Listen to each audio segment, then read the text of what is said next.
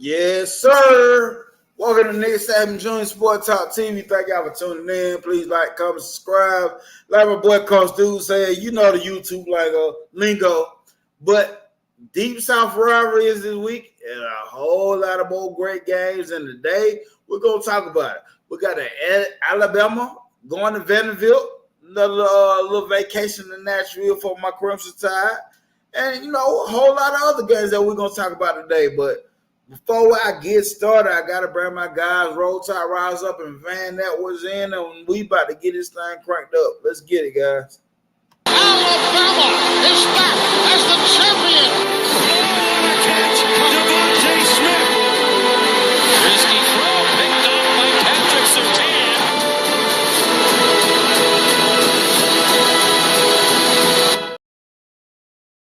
What's going on, my? What's happening, brother? Not much, man. Ready to talk some football. Been excited all day. Y'all be getting me crunk up in the little group chat, man. Y'all be getting me crunk up ready to do this thing, man. Hey, man, I'm always excited to talk football. Yes, sir. Before we get going, we're going to bring my guy Roll Tide Rise Up. Look at him sitting over there happy. The Falcons done won, and the goddamn Alabama Crimson Tide done won. But let's bring him in.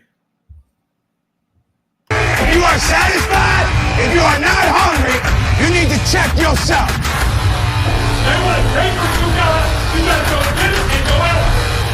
Right now is your chance. Right now is your opportunity. Right now, you got to make today count. That's right, baby. I had a twofer this weekend, baby. That's right. Me too. Me What's going on, fellas? Man, excited to talk some college football. Exactly. My man Tom Reed coming in hard with the Go Dogs. Sick 'em. But hashtag fire Mike Bubble. Oh my God. Hey, man. God. I ain't gonna, you know what? I can't even be mad at Tom because we would fire Bill O'Brien. I'd like to hire him again just so we can fire him again. I understand exactly how Tom feels. I know how he feels. Don't ever let nobody forget the fact that he told Milroe he needed to try a different position. Yeah, Exactly. and what's for real? What's serious? They standing on business when he's Right.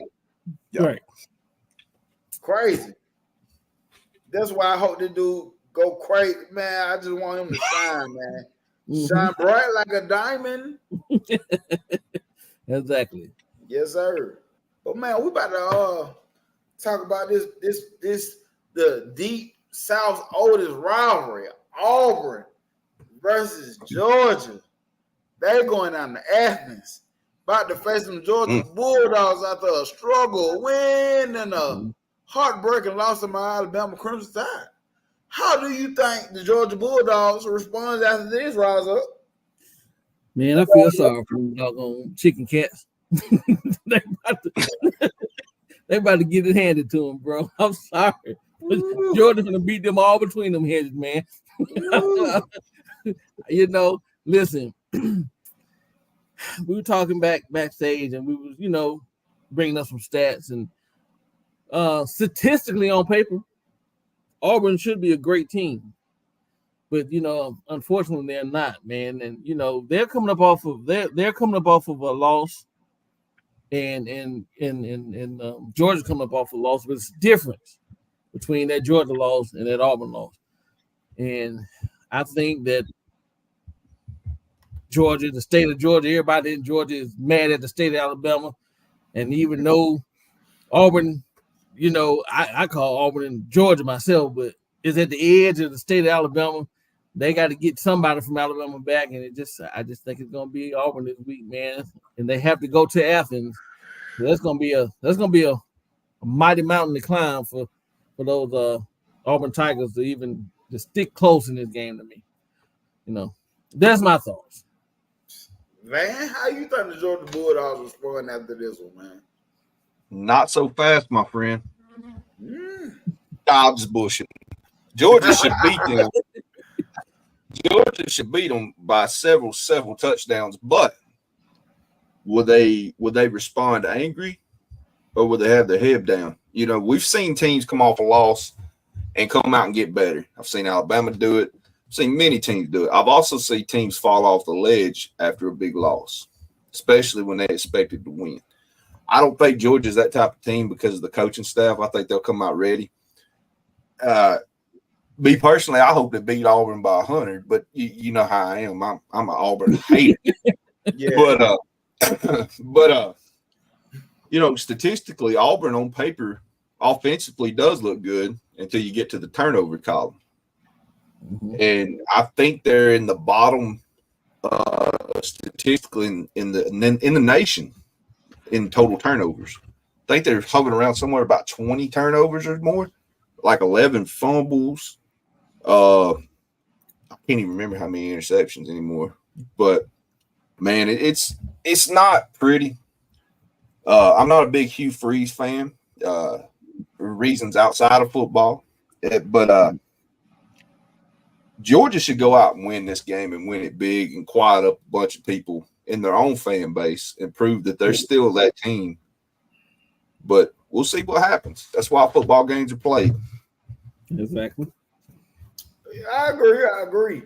I am on the same page, thinking Georgia should murder what you said, the chicken cats. Murder them with ease. But it's one of those things. For some strange reason, Peyton Thorne has at least 2 good games in him a season. Could this be one of them games? Peyton Thorne, with him running the ball last year, was kind of a key for our Auburn keeping it close. Hugh Freeze in big games, he ain't worth a shit really to me. But in big games, for some reason, he get up. Last season against Georgia, ain't have nowhere near, like, no reason to be close to Georgia. Play Alabama. You ain't got Auburn should be nowhere near on the field with Alabama, Georgia, but they kept those 2 games close. But one of the key things for Georgia was Brock Bowers. Brock Bowers. Now, I'll tell you what, that Georgia tight end play is not the same this year. That Georgia offense play as a team, as a whole, is not the same.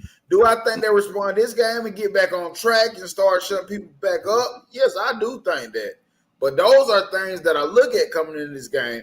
If it wasn't for Auburn turning the ball over as much, Auburn record could look a lot different. Right. Could look a lot different. And you know what?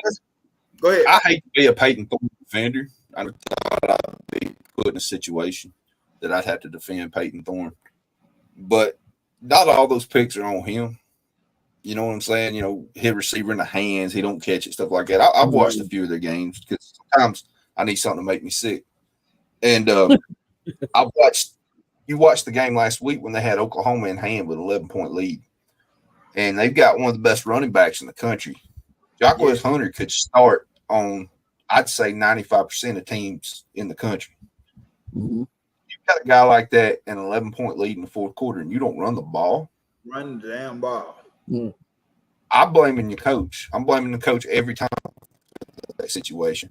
It's easy to blame the OC, but guess what? Who's got final say so? The head coach. Step in and tell him, ball. I don't understand that, man. I know everybody's like, well, wait till he gets his recruits in. I'm like, well, I've seen a few of them already.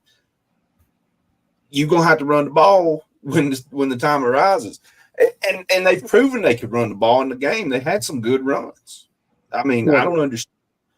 Would you attack Oklahoma? What would you rather try to do, run the ball or pass on them? Because their DBs are pretty good. Yeah. I mean, that was one of the solid pieces for Oklahoma is the defense. Peyton Thorne had a pretty good game against them. But with the game on the line, big-time players make big plays. I mean, I would rather take my chances at the weakest part of their team. I don't know. I don't get it, man. That kind of coaching will get you beat all day long. That's why I don't have any confidence in them. They've played it. They should be 5-0 right now. Go back and watch the games. They should be 5-0. That's facts. I blame the coach, man. I have no confidence that they can pull off a big win this year because of him. And we was joking around about it, but Oklahoma had so many damn wide receivers out of this goddamn game. Like, Yeah. you cannot drop the ball. Say it again. They were giving guys in the sections jerseys come on out. I mean, they were down to like 6-string wide receivers, man. They had the guy was over there filling the Gatorade up. They had him catch it twice just to see if he could catch it. And they're like, going out there, man, we need you. Like, I'm telling you, they were hurt. They had defensive players out. They had some linemen out. I heard a rumor that the kicker was messed up. I don't know what happened there, but I mean, they had some injuries, and they were playing a guy at quarterback that really didn't even get to play until like deep into the Tennessee game. So if every opportunity arises for Hugh Freeze to get a signature win against a ranked program, Saturday was it for him. That's your opportunity to flip your whole season. Yes. And couldn't get it. Yes. And that's what I'm about to say too. With all those guys being out, that was your time to get you an SEC win, regardless of the situation in Oklahoma, and y'all let them streak by. Auburn special teams, I think they missed 2 field goals that game as well. That you gotta have those field goals. You gotta have them. Listen, when a team is that damn depleted, ain't no way in the hell that shit goddamn gonna come out with a win. At your home field. At your home field. So with Auburn going to Georgia, it's like, yes, we saying all this, but listen, Georgia is coming out with a different mentality. They're coming out trying to install their dominance again. That's what I'm thinking, at least, that they're coming out. I'm not expecting the Kirby Smart coach team to come out lethargic again, you know what I'm saying, acting like they don't want to be there. I'm pretty sure they got some pissed off guys over there on that sideline.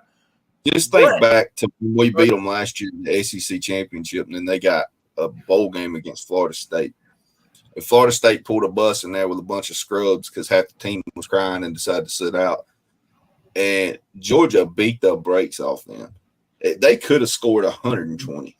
I mean, I really felt that. Shout out to Ray Wilkes, by the way. But yeah, man, they could have beat them by 100 points, Florida State last year. They pulled out. They were playing guys I'd never even heard of, and I keep up with Georgia. So I expect that same mentality going into Auburn. Oh yeah, Van. This Steelers fan too. Y'all got a good defense. I ain't even gonna lie. I hope Derrick Henry runs all through y'all, but y'all got a good defense, brother. It hurts me saying. But Tom Reed said it's gonna be tied at halftime. Yeah. I don't think so this time, man. I just think that Georgia's gonna come out with a focus that and a fire burning in them that we hadn't seen so far this year. Now I will say this, Tom, it sucks that it takes a heartbreaking loss like that to get guys up. You know, that's one thing that was kind of Saban's one of his things that rubbed him the wrong way. It shouldn't take a loss or near loss, whatever, to get you guys up to play. You should come ready every week to play. That sucks that Georgia, if they do come out, and which I think they will, and just scrub Auburn from start to finish. I don't think it'll be a slow start, but it shouldn't take that loss. And I'm gonna tell you one thing, Tom, and we can go on from there. But with you guys being good the last couple of 3, 4, 5 years, whatever, and coming out number 1, number 2, rated highly, man, that rap poison is real. Mm-hmm. That rap poison is really real, and Alabama has suffered for some years, man. You come out, you're number 1. That's why I don't care to be number 1 right now. Skip that number 1. Let somebody else have it. But you get complacent. You kind of start thinking like, hey, you start believing the hype. Georgia's number 1 team. I don't see why they shouldn't run through the schedule and whatever. And that stuff kind of creeps in the mind, so to speak. You know what I'm saying? So this is and also you was talking about Fire Bobo. This comes with success. This comes with success of being a successful team. People start poaching your coaches and your coordinators, and And when the coordinator leave, he take 2 or 3, position coaches with him and things of that nature. So this comes with it, man. And as long as Georgia is successful, expect more people to come poaching and pulling from your people, man. I'm just being honest with you about it. But so that's just want to let you know that, bro. It comes with the territory. Go ahead, man. Something you said right there, I agree with, but it bothers me. When it takes a loss to fire you up, I can't understand that. When you got the opportunity to play for a team like Alabama or Georgia, programs that are steeped in success, both historical in their own right, but even currently have had so much success, when you get to put that jersey on, that'll fire you up enough right there. I've never understood that mentality. If I had been blessed with that kind of athleticism, I'm telling you, it wouldn't have took nobody. I'm a self-motivator. I'm a fire starter. I ain't got time to listen to the coach talk. I'm in my own head talking about what I'm going to do.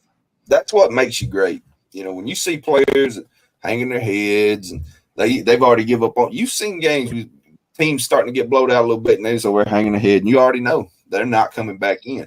Georgia didn't have that mentality, and they got fight. And I do agree with Tom Reed as far as their play calling in the first half. Clemson, Kentucky, and now us. They've put the defense behind the 8 ball, and we'll see what comes from that. But I really honestly think it's time for Kirby to kind of change things up a little bit in the style of offense they run. Yeah, that's what I've been saying. I've been saying the same thing.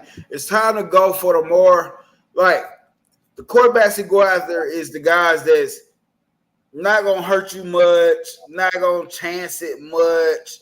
You know what I'm saying? Managers. Yeah, game managers. Exactly, game managers. We went through our era of doing that too. Yeah, and exactly. And you see what happened. Well, you see what happened. We had to switch it up because that ground and pound thing was going out. Even though I think it's still effective, but to an extent. Effective to an extent. It's time to get the more explosive quarterback, the guy that can run. You seen it with Stetson Bennett. They had 2 years with Stetson Bennett when Stetson Bennett. What made that Georgia team so different, Stetson Bennett was able to do it with his legs and make the passes when needed to make the passes. You had to respect his legs. Yeah, he'll burn you. He was gonna kill you. Yeah, he'll burn you, bro. Yeah, he was almost an automatic first down every time he got out of the pockets. You had to respect. Hey, we said it about a lot of people, but really, we all clown Stetson because he came from JUCO or, he had with Georgia left, came back. We all clown that guy, but to give him his credit, he was he reminded me of Texas A&M. What's Money Manziel. How he get away? He might not have been as elusive as Manziel. Yeah. But it was a lot of games I've seen where Stetson's supposed to be sacked in the backfield, and you see him coming out the backfield running, and either before he crossed the scrimmage line, he's gonna either pass the ball or he's gonna keep on running. And I'm like, man, I got to give credit what credit is due.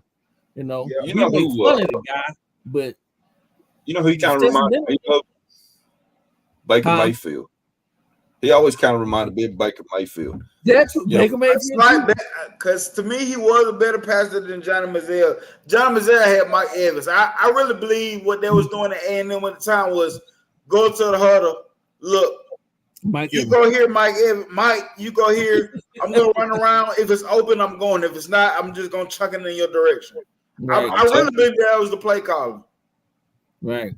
Mike Evans should have won the Heisman that year. We all know it. Hell yeah, man. Yeah. Evan was a bad boy. But yeah, I mean, we have to give that man credit. We have to get Stetson. And Stetson was the quarterback that did beat Alabama when that one time we talked about it. So it was that guy, So we have to give him credit. No doubt. So I'm gonna ask y'all for this. For Auburn to win this game, what do you think Auburn needs to do? Turnovers one. They have to alleviate the turnover. You know, they got to get that run game going. Yep. And we know that Hunter is a hell of a runner. You get that run game going, that will open up the passing lane. I know that Thornton maybe not the best pinpoint passer, but he can make open throws. We've seen it happen year after year. He's been there about 2 years now, so that's what they're going to have to do. Their defense can stand up for itself. The offense is going to have to help the defense. The offense is going to have to hit the defense. Point blank. Period. Yes, Van, what's your thoughts? I mean, that was pretty cut and dry right there. I mean, Auburn cannot turn the ball over at the rate they're turning the ball and expect to beat anybody of any status whatsoever. I don't care if you're number 60 Stanford or if you're number 5 Georgia. You're not going to beat teams when you turn over the ball at the rate they do. That being said, getting the run game, well, like Ray Wilkes says right here, get the run game going, the pass game will come. You got to keep the defense honest. When they feel like they know what's coming, they're going to gear on it, and they're going to hurt you. But when you can keep them off balance, keep them honest, and attack them in certain ways to stretch their defense out and don't give them ability to get comfortable, you can keep yourself in the ball game. And we've seen what – I know everybody's mad at Carson Beck right now that's a Georgia fan, but we've seen what he can do in a short amount of time. And I think they have the ability to put up points fast when they need to. So if you're Auburn, you want to run the ball and keep the ball away from Georgia. Absolutely. Yep. You can run the ball, control the clock. You got a chance to stay in the game. Now, do I think that'll happen? Probably not. But that's what you got to do. And along the running the ball, I mean, find a way to get Payton Thorne some momentum. You have to find a way to get Payton Thorne some momentum to build confidence so you can move forward in this offense. Yes, Jacquees Hunter, get him the ball. But can you create some run plays with Payton Thorne to get him, you know what I'm saying, get this Georgia, because I don't care. The kryptonite for Kirby Smart is a mobile quarterback. That was hurting him last year. Payton Thorne was able to run the ball last year. Yep. Can you create the same thing? If they take away perimeter from you, can't get some perimeter. When I seen the second half, I think Georgia had 3 on the line. Can you run the ball at them? Can you run the ball at them? Can you get your playmakers like a Cam Coleman, the Simmons guy, the other guy that got some playmakers out there in the wide receiver position, but can you get the ball? Can you get the ball in their hands so they can make plays? You know what I'm saying? Can you work the tight ends like we did last week? Can you work them intermediate routes? Can you expose the holes in Georgia's defense? Very hard to do. Easier said than done. Very hard to do. But can Auburn do that? Do they have the dudes to do that? I think Auburn's defense can hold their own. But like y'all both said, the offense has to find a way to get momentum to help their defense. Can they find a way to get Payton Thorne momentum going and get him confident in this game?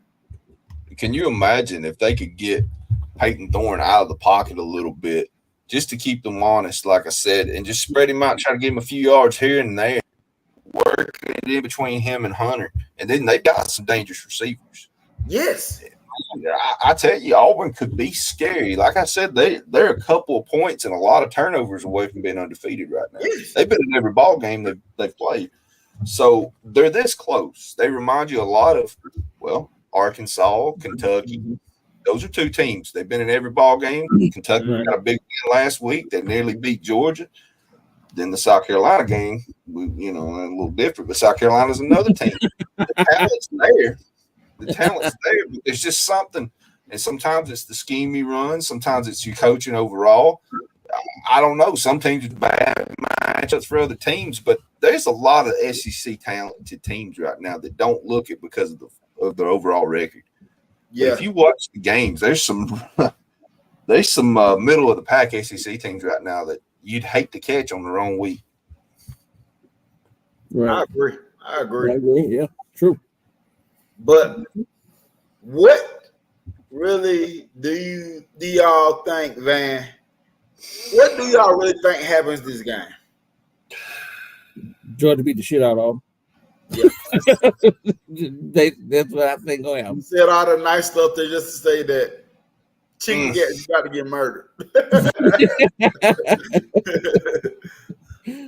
It's gonna be trouble. True. Oh, that's real though. All the time, Reed. How do you keep a player intense when you give them a Lambo? NIL has ruined college football. I can tell you that. Give me a Lambo and then tell me there's an opportunity to win a big house somewhere. So then I'm coming in for number 2. So yeah, he just got to keep me motivated. That's the big. But no, I mean, I kind of agree with that. Some guys don't have that mentality to keep striving for more or to do it for themselves. I'm not saying that Carson Beck's that guy. I don't know him like that, but because he looked like he was trying to fight back in that game to me. But yeah, you know, I think motivation it's not something you can coach up. Guys are either motivated either by what you say or by themselves. That's not something you can coach. And it's going to get harder as college football progresses in this NIL era. It's going to be harder and harder. A lot of players are going to expose themselves early. Yeah. I agree. Well, I know I expect Georgia to come out and be physical. Definitely come out, display dominance, and really try to get this run game back on the road because that's Georgia's bread and butter right there. Run the freaking ball. And let's get – I don't care what nobody say. Tank Bell, that's that guy. Goddamn, use him till you use him up. Shit, just use him. Can Dominique love it? Arian Smith. That dude's a speedster, but you got to hold on to the ball. But my overall thing, I think Georgia come out and try to run this ball, get back physical. Long drives to get down there. Let's score, and let's come out and let our defense come out there and play Georgia football, and they're gonna go out there and dominate, man. I forgot what the spread is on this game. I think like 20 something maybe. Yeah, I think it was like 24 or something to that effect. I'll verify that while you. 24, yeah, according to ESPN. Do you think they cover the spread? Ooh. That's a tough one. That's why I don't gamble straight up. Because you bet with your brain, not your heart. Because my heart wants Georgia to win 80-0 because I hate Auburn. Yeah. But realistically, this is one of them type of games where Auburn will show out sometimes. So it's hard to say, man. Like we talked about the talent they do have at certain spots that could keep them in a game closer, not winning necessarily, but closer. But the hell with it. I'm gonna say I'm gonna say they covered. They doubled it down. 48. They beat them by 48.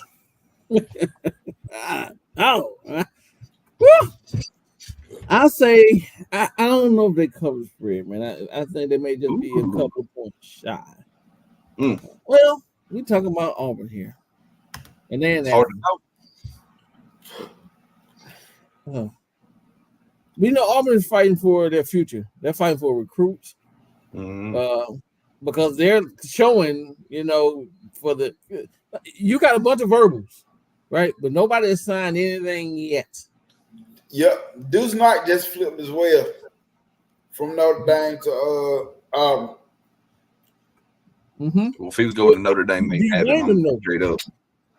You know he can come in and be like, hey, bro, I know I'm getting a start here. You know what I'm saying? Oh, yeah. I know I'm coming in and get this start. So, you know what I'm saying? But your receiver, well, that's going to help them. That's going to help them with their receivers. They're going to help them keep their receivers. Yeah. Go ahead. What you about to say, man? Do you think it's time, NSJ, to show everybody a certain video? Do you think it's appropriate to go ahead since we're talking about the game? Let's do it, man. Do you want to talk about it a little bit first?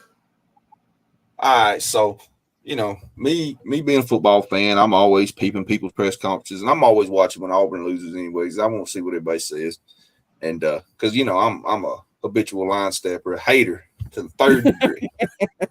And I was like, what's he gonna say this week? Because he done threw his quarterbacks under the bus a couple weeks ago, which I didn't think was very coach-like. Now you won't get them in practice and tell them why they suck. Go ahead, but in front of the public, I just don't think it's a good look. Because at the end of the day, everything falls at the head coach's feet. And to me, it's just like being a manager at a job. It may not have been your fault, but it's your fault. If you're a man, just take it and go with it. So he comes out in the press conference. He throws some people on the bus. He throws some previous coaches under the bus. Blow my mind. So we're going to, what Van just talked about, we're finna play a clip of what he said. It was a long interview or whatever, but Van clipped it out earlier. And here it goes right here. Had our chances to do that. My ask is to stick with us through the growing pains and support our guys and efforts and our recruiting efforts because the results are going to come. We're not that far off, and hope the 25 recruiting class sees that and knows they have a chance to come in and immediately impact this program, just like the 24 class is currently doing. But building does take time. I think you all are aware of what we inherited. Our AD has done a marvelous job of explaining that. And he did to me before I took the job with the previous recruiting classes not being what you need to compete at a high level, and 57 transfers out in the previous 3 years before my arrival. So building takes time. Had our chances to do that. My ask is to stick with us through the growing pains and support our guys and efforts and our. So not only does this man have the balls to call out his team when some of it is the play calling going on from his end, but his classless ass is going to start blaming the coaches that was there before him. Meanwhile, go ahead, Rise Up. Go ahead. No, I feel what you're going to say because I think you're about to say what I was about to say. Yeah. Meanwhile, 2 more losses, 2 more down losses. You'll have 1 less win than Brian Harsin in the same amount of games. But keep talking about how it's his fault or it's the guy Gus Malzahn before that. It's their fault. It's not. It's like I've heard before. You either coach it or allow it. Right. Right now, he ain't doing nothing, allowing it. Right. And also, he's talking about the recruiting class that compete at a high level. You got NIL, bro. It's your fingertips right now, which Brian Harsin didn't have like that. Now, whether they Boston players or not is here nor there. What I'm saying is you can legally, openly go out and open up the checkbook, and you got Yellowwood down there to do it. So now you got Yellowwood. It's illegal. It's legal now, and Yellowwood is opening up the checkbook. And that's why you get the players you get. Let's be honest about it. Don't. Let's not front about whatever. You know what I'm saying? Let's be honest about it. The reason you got the go ahead. Why don't he just do the same thing? It's legal now. Yep. He was doing it illegally back in the day. Just do it legally now. He comes out in a press conference earlier this year and says he don't see giving a quarterback millions of dollars. Okay. Good luck being average, homie. That's on you now. Go ahead, Nick. And that's what I didn't understand is all season from Auburn fans when they had so much hype around. I said, y'all got these talented wide receivers come in. They true freshmen, but they highly talented. Cam Coleman, which I've seen him from Phoenix City, 5-star guy, talented. Yep. What is the name? Simmons, talented dude. They got some talented guys. But you mean to tell me you don't see giving quarterback money? That's what you need to go get to get these boys ball. Because we are in the NIL period where they will dip out on your ass, bro. Yeah. In a heartbeat. Yeah, exactly. And don't get me listen. I don't care what nobody say. You ain't gonna tell me you got dudes like the flip for nothing. It's something. Now I know he sees like them. Like, okay, I can come here. I can immediately start here because of what's in front of me. I don't have the 5-star quarterback and another 5-star or 4-star right behind in front of me. So I can kind of do a gay Dylan Raiola type deal and come in here and win this job. Man, You know what I'm saying? The dude's nice said, man, I got Hank Brown in front of me, bro. Exactly. I'm being honest with you. Let's be honest about the situation. So Brian Harsin didn't have what you have at you know at your fingertips. He didn't have it like that. And then they didn't want that man in the way. Y'all didn't talk about that. They did that man dirty. You And know, I'm glad you said that. Nobody ever talks about that, but they didn't back the fan base, the athletic director, I said it all the time. They never backed that man. They even created a false narrative to try to get him fired. Yes. Listen, the false narrative of what they created is the same dude they hired. Yes. He said the same shit. Like, what the hell? He's the SEC. Y'all created a false narrative, and when they got a dude who really did it for real. Yeah. I'm telling you, dude. And the irony of the guy that was using the burner phones to make phone calls being sponsored by a team that's backed by Verizon has never lost my mind. I thought that shit was funny for a long damn time. And I mean, dude, like, you know, him being a piece of shit, I ain't even talking about what he did at Ole Miss. I'm talking about when he was a high school coach. Y'all go on and look that shit up. Anyways, you hired a guy that beat Saban twice. Hooray. You know, 14 and 15. We get it. Long ass time ago, he beat Saban twice, didn't win the SEC West with a talented roster. We get it. He was great. He's a perennial 8-5 guy. And y'all bring him in here thinking he's going to change the whole world, not understanding that Auburn's not the destination you think it is. It never has been. They've had some great coaches over years that have made them good, but it ain't the destination you think it is. And all the turmoil from the guys like the Yellowwood guy and several other boosters over the years has made it even less desirable for the head coaches because you don't think these guys don't talk. They all go to these coaching clinics. They all talk. You think Brian Harsin didn't tell people how he was done? Right. Yeah. Mm-hmm. He went there because he wanted to get out of Liberty. He wanted to be back in the SEC. Yep. Bad. Plus, he's looking at the fact that the last two guys got a bag thrown at them to get going. That's the best retirement I ever seen. I wish they'd hire me. I could lose them just as many games, and they pay me 30 or 40 million, and I'll go away. Right. Auburn's the greatest retirement job of all time, besides Texas A&M. Besides Tamu, right? Exactly. Okay. But I thought this shit was crazy, man. Absolutely crazy. You're gonna vote the previous head coaches. That's classless, first of all, because they both got ran out of town for different reasons. And, you know, a guy like Gus Malzahn took him to a national title game, was a Jameis Winston squint away from winning the national title. And, I mean, come on now. Like, they give us hell when he was their coach. I hated exactly. For real. Dude, I'm telling you, we always talk about that Auburn voodoo. It was in 100% full effect when Gus Malzahn was the coach. Right. You never knew. You remember the year they beat Georgia and the damn the tip ball, yeah. And then the kick six happened. Man.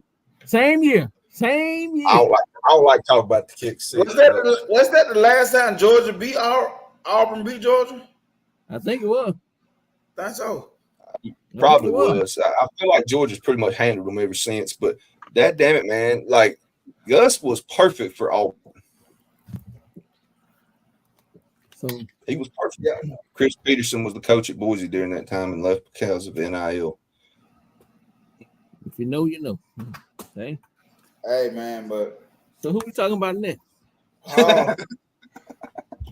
Yeah, because my thing is, honestly, I don't think Georgia covered the spread, but I think it's still going to be a beat down. I think what happens in the end with the Auburn game is Pay Thorne going to find a way to turn it over and just screw it all up, and Georgia just going to they're going to win. They're going to be close to the spread, in my opinion. But I say about 17 to 20 points. Yeah. Yeah. But moving right along, because we all agree Georgia finna run away with this one. But the next game on my list is Alabama going down to Nashville. Vanderbilt. Vanderbilt, I don't know if they supposed to lose this game. Vanderbilt ain't got that feel this year. They feel like they supposed to lose the game.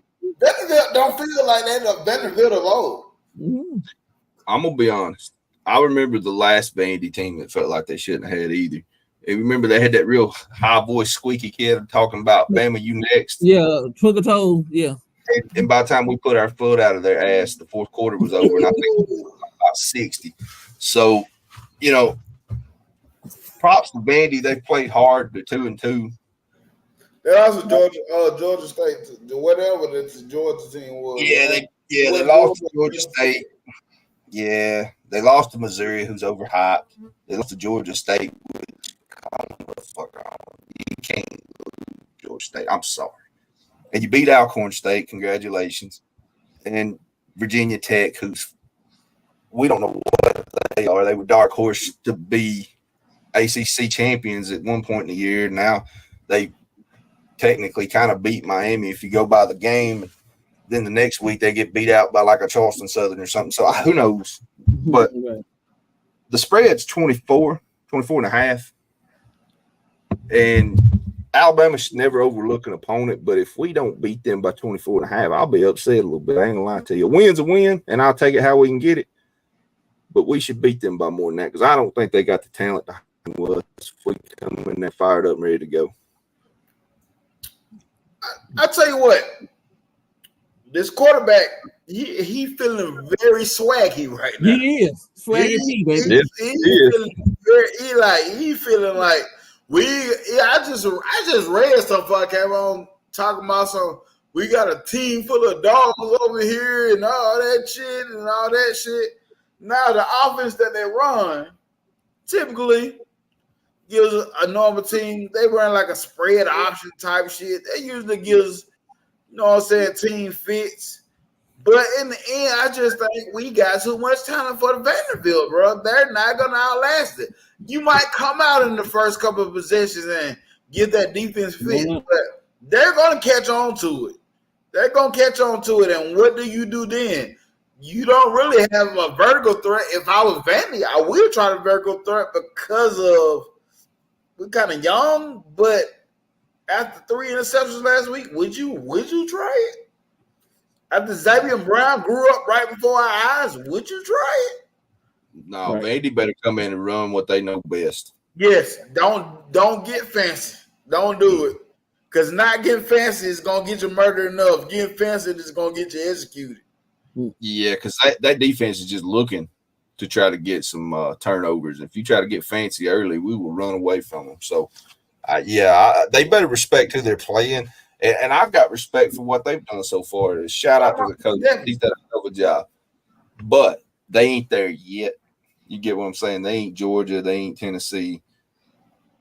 So the depth, just like Tom Reed said, by the end of the game, I feel like we should have blown them out. My thing is, it's simple for me. I don't spend a lot of time on my personal stuff on Vandy, but listen, we come in, get the ring game going early. Yeah. Get that established. Mm-hmm. Yes. I'm talking about in the trenches. I don't want to see the outside shit. I want to see you run between guards and tackles. I want to get that going. I want to get up early. I want to, put our foot on the throttle, get up early. And this is I want to see. I want to see, man, maybe the middle of the second quarter. Take me out, bro. Yeah. I want to see Ty Simpson. Yes. I want to see. Yes.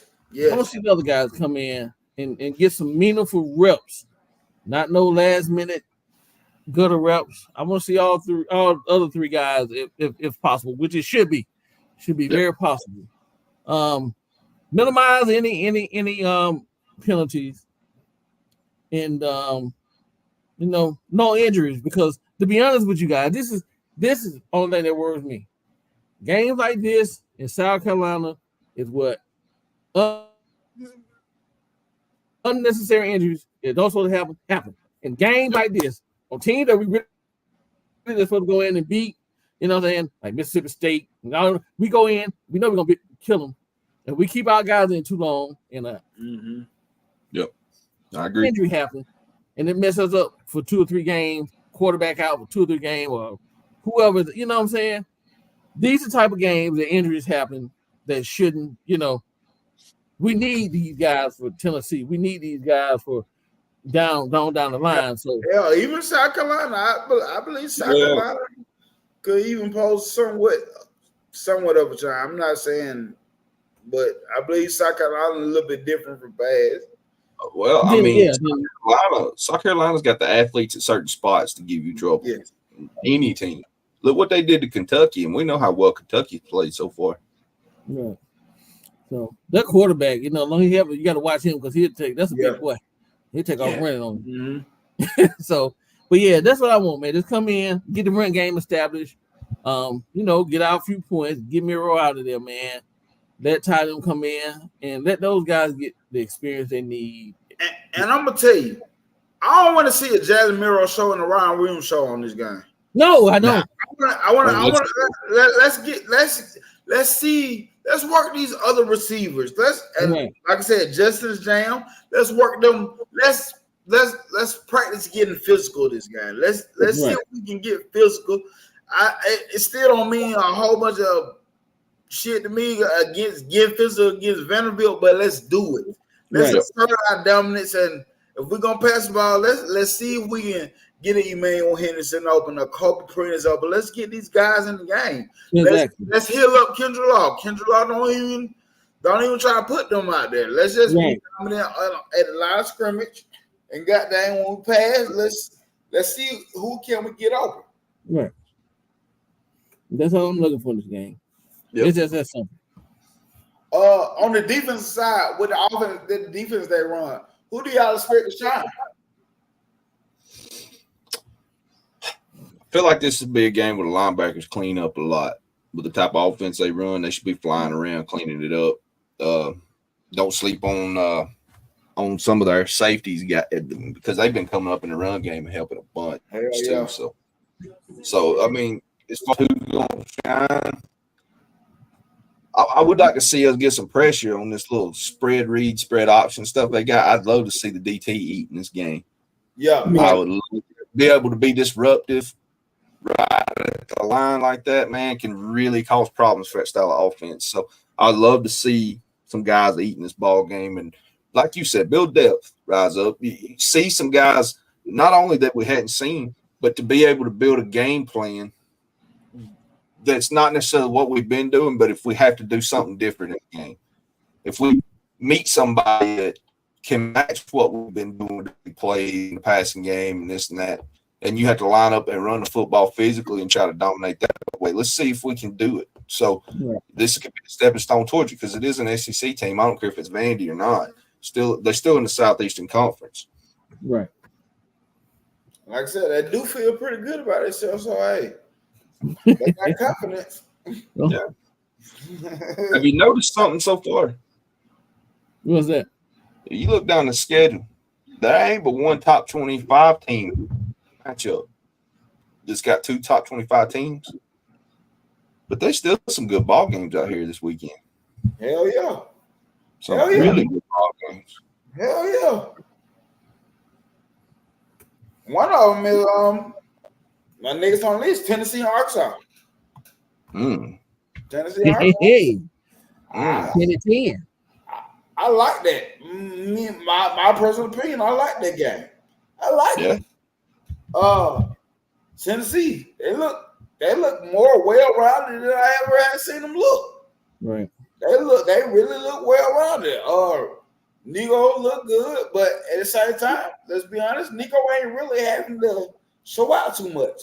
And that's great for a Tennessee team because you got a young quarterback. So don't put him in a moment where he has to just I gotta be that dude until he has to. You know what I'm saying? It's early, still do little things to build his confidence. But Tennessee run game is freaking awesome right now. What is his name? Stapleton? That dude is treating the rock right now. That dude is treating the rock. Tennessee defensive line, I like Tennessee all around. But I do like what Arkansas does. If I was Arkansas, like I said, it might be cliche. You got to do things to get Tyler Green warmed up, get him confidence. but I want to see can they exploit Tennessee secondary. I really haven't seen it yet. You know, that was one of the things coming into the season that they said was kind of suspect. And can they find holes in the secondary to create some explosive plays that can keep this game close, or maybe somehow in the end run away with it? Right.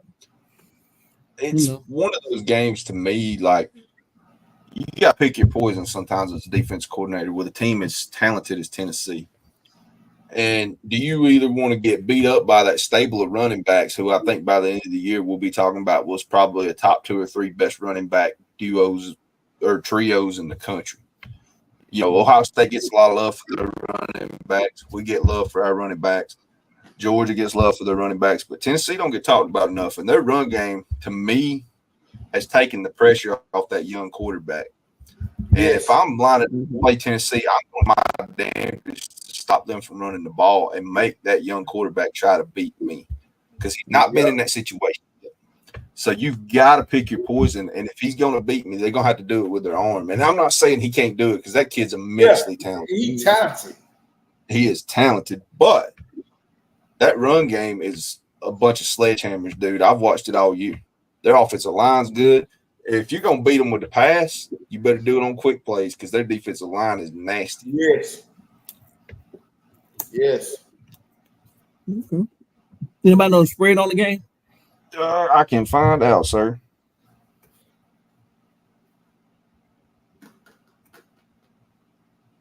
Yeah, I'll do the same thing, though, man. Tennessee is favored by 13.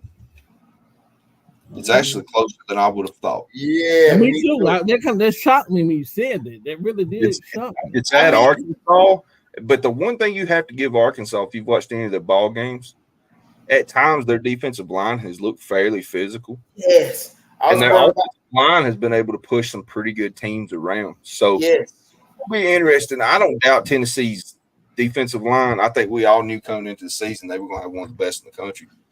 But let's see what their offensive line's about. Let's see if they get creative and try to put pressure on Tennessee's offensive line a little bit. It's going to be a fun one to watch. I expect Arkansas to win, but it does have a weird feel to it. Like I told y'all about that Miami-Virginia Tech game last Friday. It's a weird feeling about it. I don't know what it is. And they may go out there and score 80 on them. I don't know. But if team, Arkansas is like Kentucky. They built the trenches fairly well. And they can stay in games by winning in the trenches, so it's gonna be interesting. And even with that game being the point spread being 13, that even made it more interesting right there. Like, you know, them point spreads, they sometimes they be off, but for the most part, they be onto something with these spreads, man. Right. Exactly. So we'll see. That's a game to watch, guys. I'm just saying that's a game to watch. Of course it is. I mean, because if you think about it, Arkansas comes in the same boat as Auburn. Turnovers hurt, right? Yeah. That's another team that has been in every ball game they have played, dude. Arkansas has been right there. We watched them go in overtime, Oklahoma State, in some bad. I thought that was going to win that game confidently too. Yes. I don't know, man. The offense, if they can just find some kind of success with their offense, they can do it, man. I just, you know, the offense got to help that defense, though, man. You got to be able to help your defense. Yeah, but overall, who y'all think pull away with this game? Tennessee, Auburn. I think Tennessee will win, and I'm looking for them. If it's only 13 points, I'm looking for Tennessee to cover that spread, bro. Yeah, most definitely. I think this will be the game where they might try to take out that run game, because that boy Landon Jackson from Arkansas, I like that dude. That dude, he look like no man, but he pretty good. And I think this will be the game where we have to see Nico probably do a little bit more, hit them wide receivers, Brew McCoy, Squirrel White, and I believe he finds success in that, and you really start seeing Nico grow more this game. I think Tennessee wins, but I wonder can Arkansas create some explosive plays on Tennessee's defense? And how would they do it? How they do it? But I think overall Tennessee covers the spread, and I'm on to the next one. Right. So next game, I like this game too. A&M versus Missouri. Mm. Uh, Mm. uh, I'm gonna start. Missouri. Go ahead. No, you go. You go. I was gonna say Missouri was. They were. Overrated. Yeah, because in the preseason they were billed to be this team, to watch out for, to look out for, team to give teams trouble, team to get Alabama trouble. You got to look out for them, and they just not have lived up to the hype, bro. And KB was calling it from long. He's like, man, Yeah, he like, man, they're a one-off team. I'm sorry, they just had a good season last season, but it ain't gonna happen. And so far, it ain't happening, man. Do they play in? They play in Texas, or they play in Missouri? I thought they in Texas. Whew. Yep. Whew. And we all know how them Texas A&M fans get. That's 12 man, bro. It. That's another. Listen, that's another stadium I hate to play. I hate to play in Texas A&M. Yep. I hate to play there. That I said Auburn have voodoo. So does A&M. They be doing that. Oh, I don't know what that shit is. They be doing with that. With that, shit, though. I don't know what that is, but I don't like it. I can tell you that much. I don't like it at all. So. Oh man, I tell you what, A&M, they got that. I can't remember his name. Other quarterback, and then they got Coleman Wiggins. Mm-hmm. The quarterback that they're running with now best fits Mike Elko's system. Yes. Mm-hmm. But if they want to have any real chance of winning, you still got the talented receivers over there, the Noah Thomas guy. Mm-hmm. Coleman Wiggins, if he is healthy, which I don't know how healthy he is, I don't know what it is, I would kind of go with Coleman Wiggins and try to create some explosive plays with these wide receivers. Missouri has not been that explosive as we thought this year. Mm-hmm. And last year, I mean, when Tennessee lost to Missouri, I titled the video, Brady Cook is cooking Tennessee with their special ingredient, Cody Schrader.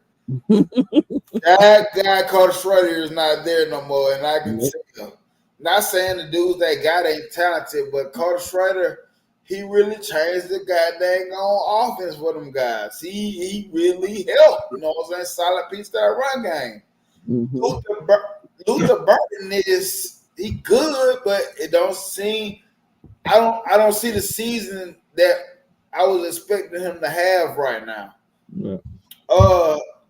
Do I think this game we start seeing more explosiveness out of Missouri? I think possibly so. But if they want a chance at winning this game, like keeping it close, I think they need to probably try Coleman Wiggins. If that's not working, let's don't harp on it too fast, because the other quarterback best fits Mike Elko's system. I'm just saying that for real. And that's not saying Coleman Wiggins is a horrible quarterback. It's just what he wants to do.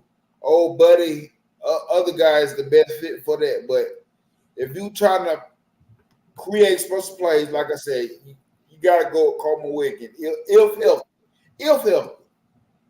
Right. I gotta be honest, man. I feel like Texas A&M is playing through their coach a little bit, and I respect him as a coach. But when you look at their quality of wins, and I know it don't mean nothing necessarily, but it's all I've got to go off of. That loss to Notre Dame hurt them to me. I know it was first game of the year, but then they come out and they looked a little flat against Florida for a little while, and then they got things going. But then they beat Bowling Green by 6. Beat Arkansas by 4, and honestly, Arkansas gave them every opportunity to blow them out. So I look at that, and I wonder to myself, which team's going to break out in this game? Because both teams, to me, have looked undeserving of their rankings. I don't feel like Texas A&M is a top 25 team right now. I just don't. They may be at the end of the year, but I don't feel it right now. Luther Burton, I don't understand. Like, he's had an okay statistical season, but I don't feel like he's getting the targets he should. Like, it don't make sense to me. He should be the focal point of that offense because, man, he's one of the most talented receivers in the country. So it just don't make a lot of sense to me. I don't know. I'm having trouble with this game. Texas A&M's 2.5-point favorite, but I'm sort of leaning Missouri for some reason. Like, even going in to the 12th man down there, Texas A&M's just played close with a lot of teams, and I don't trust them. I didn't know Texas A&M was the favorite. I didn't even realize that, bro. According to what I'm looking at here, they say Texas A&M 2.5. Wow. Which is a weird one. Yeah. Wow. Because Missouri's what, number 9 in the country? Yeah. Mm-hmm. I know they haven't lived up to the hype, but really 2.5? Yeah. And like I say, Texas A&M is getting it done against who they played, and I haven't seen the explosive, the big shit from Missouri, what I expected, but I still wouldn't expect that. That's interesting.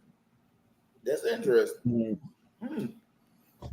I got Missouri on this one, my opinion. I got Missouri on this one. Yeah, I got Missouri too. Yeah, I got Missouri with the win. You know, this game is just you don't know which way it's gonna go. Hey, that's one thing about football. We waste our time doing this shit, and this shit don't go. That's what we talk about. Yeah, man, I like it. And Tom Reed said, I also think SC has a chance against Ole Miss. And speaking of that was the next game I'm moving to. Ole Miss coming off a loss. South Carolina. I like the way they going. I like the way they go. I like the quarterback. I like Rocket Sanders still putting in that work, even though he ain't that market. I like you, the true freshman Ian over there. Ooh, that boy, something different. I like it. And that boy good. What you said about Ole Miss? Because I know I heard KB said he a fraud. And Van, you've been saying this. I've been saying it for years, man. I like if Lane Kiffin's your OC, you're doing all right for yourself. He's a hell of an offensive mind. But I compare him to Lincoln Riley of USC. He'll coach up a quarterback. He'll have offense firing on all cylinders. But it seems like most of the time he doesn't have a very well developed offensive line, and he forgets about the defense completely. You go out and get Golden, who underperformed at Alabama. I don't care what nobody says. I don't care about statistics. In big games, Alabama defense melted. And, man, you go out and get that guy. It was like when Grinch was at USC for Lincoln Riley. It's like, what has he ever proved to put him in that position? Because USC is a storied program. You know, especially in the mid-2000s, NSJ, because me and you about the same age. You remember when USC was rolling? Yes. Oh, man. Come on. Like, that was one of the must-watch teams every week. Hey, was a true diehard Bama fan, but that game against Texas, it hurt my fucking feelings. They hurt my feelings. Vince Young, oh, my God. I thought Vince Young was the second coming of the greatest quarterback of all time when he come out of college. I really did. And I still think in the right development, you know, he had some mental health issue going on. I wish we could have seen Young at his best. He was a forefather to a lot of what we see in the NFL now. But realistically, though, get back on subject because you don't get me off on the NFL subject. You know what happens. But man, I just don't trust him. I don't trust Lane. I've watched him as the Raiders head coach. I've watched him as Tennessee's head coach, USC. I've seen him at Florida Atlantic. Now I've watched him at Ole Miss. And he's offensively one of the best out there, but I just don't trust him to put a complete team together on the field. One loss don't make a season. They played a talented Kentucky team who's scrappy and has given Georgia hell this year too. But don't think South Carolina ain't capable of the same damn thing because they blew Kentucky's ass out when they played. And I would say South Carolina may have better skill players. As far as just all talented athletes, I think they've got better athletes. And so it could easily be a good ball game. Ole Miss favored by 9. I'm not sure where the game's at. I will find out. Let me see.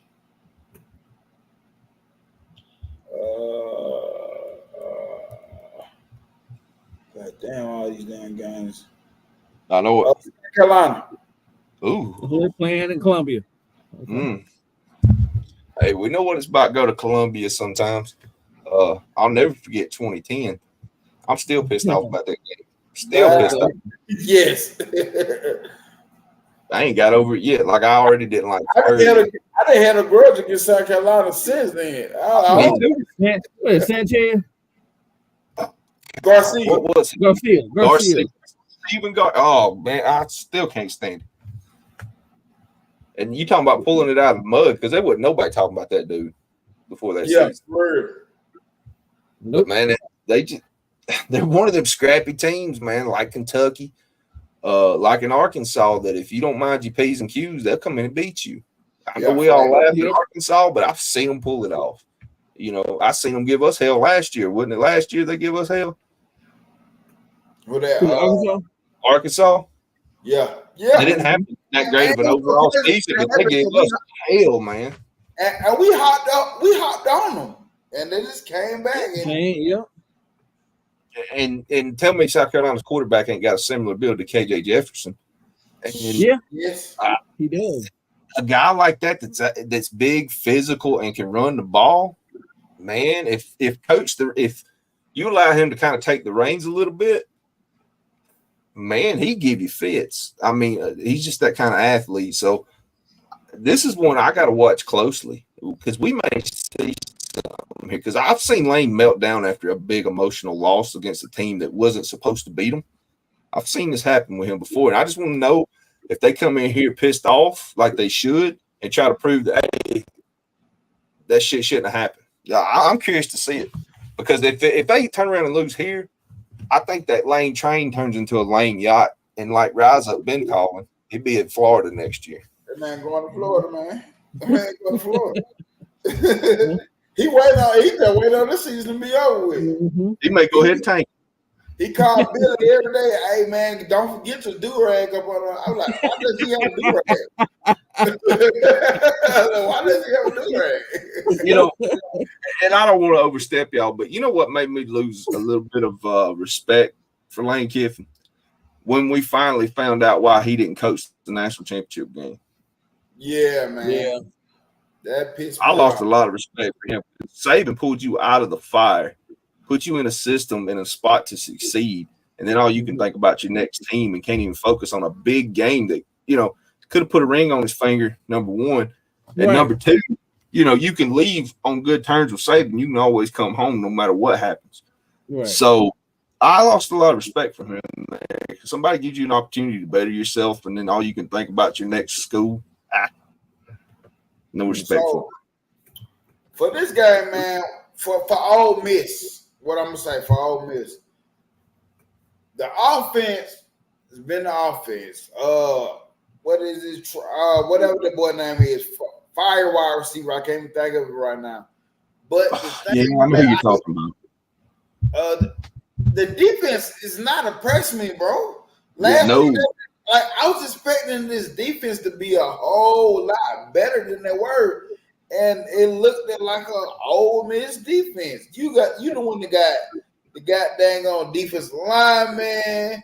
You the one that got Trey Amos. You the one that got pieces, and it's still the same Pete Golden stuff. Can I say something else here? Yes, sir. I think you can get some shiny cars off a lot sometimes in NIL, but sometimes you're buying somebody else's headache. Yeah, you Yeah. buy the limit. Yeah. Yep. I mean, It it's looks got good the on nice the paint outside 'cause they job. buffed and polished it, but then you notice the transmission's missing. Right, You know, exactly. they got Nice paint sawdust job. in the transmission. Yeah. And I'm not saying that he's got any trouble players, but sometimes these guys chasing the bag, they're not chasing the win. Yeah. And you know It's what just, I see? it's Like, good. you say that when I see like somebody selling the car, and it's a used car, or whatever, and it said AC blows cold. Yeah, but does it run? Every time I see AC blow cold, No. you said never how it run. AC blow cold. Okay, but what about the rest of the car? I mean, Yeah. is there even When I an take engine off for the stop transmission? sign, yeah, when I take off for the stop signs, it sounds like the transmission gonna fall out of the car. I mean, I'm glad that air conditioner cold because I'm a big boy and all. But, you know, that AC on ice, baby. I'm talking quick trip ice. Yeah. So, but yeah, you're right, man. Lane, listen, like I said, man, he's a great OC, but he just something about him is not mature to be to me to be a head coach. Yeah. You know, he just don't have the seriousness. He's still laughing when people say boogers and farts. Yeah. Like, why you laughing? You know, because we see some games, man, actually against Alabama, where he's going for it on 4th and 15, and he's in their territory. I'm like, dude, I'm telling you to kick the ball, and I'm on opposite team. Like, man, kick the ball. The analytics didn't say that's not what the analytics said. Bingo. You read my mind. You see me hold my finger. I'm finna jump in because he's got an analytics guy. And can we get this shit out of football, man? Good coaches become legends by the decisions they lived and died with on the field, right or wrong.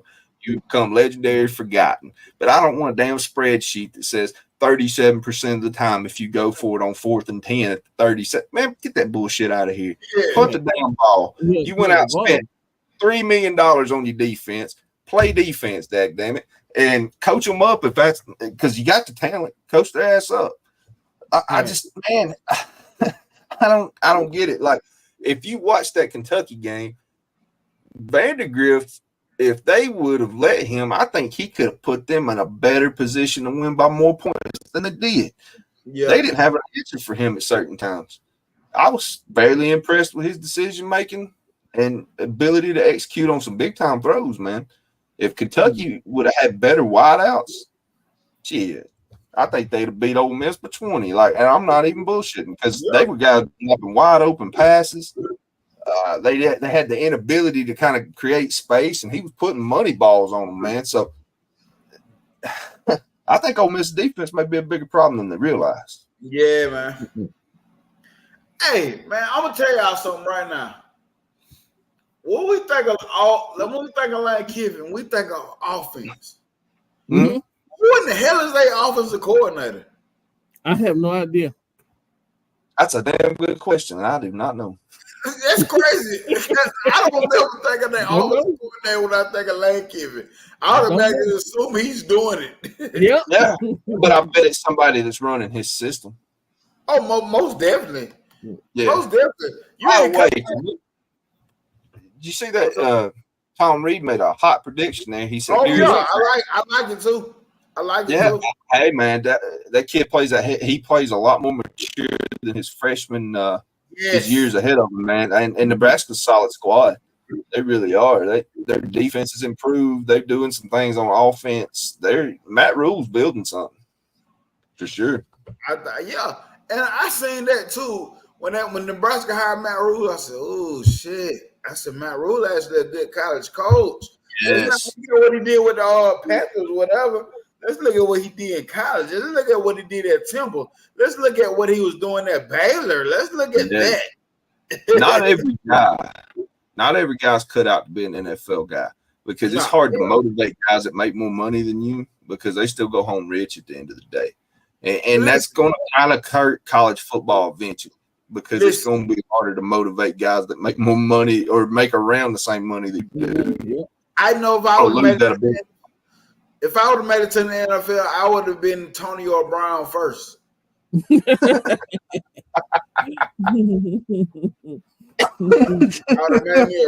long as you ain't Deshaun Watson. I've probably been there too. You'd have been Deshaun Brown. Would you took your pads off in the middle of the game and just said peace? Yeah, I would have been playing offensive line or some shit. They were like, so. I still would have did it. I don't care. I decided I'm gonna be quarterback today. But overall, man, with that being said, who do y'all really think gonna win this game? The spread's 9. The spread is 9. Ole Miss favored by 9. I think South Carolina got the opportunity to give them fits.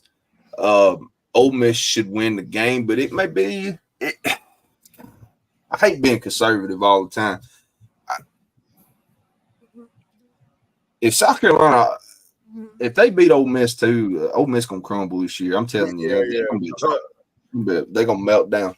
I think Ole Miss wins it, but they look sloppy doing it. I agree with that. Yeah, I think it's gonna be a sloppy game. I think Ole Miss will pull it out, and it's just gonna be a very, like, wow, man, that was horrible. Because what we were expecting for Ole Miss coming into the season, what everybody was expecting, like you got Ole Miss. To be honest with you, I'm gonna go back to Josh Pate at the beginning of the season, before the season, preseason. Josh Pate actually had Texas and Ole Miss in the SEC championship. Yeah, that's what he had in the SEC championship. He had Texas and Ole Miss. Now it don't look like that now. When you look at Ole Miss's schedule, I can see why. They don't play Bama this year. I mean, they got Georgia though. Yeah. But shit, they got to go beat Carolina first. You got to damn right. So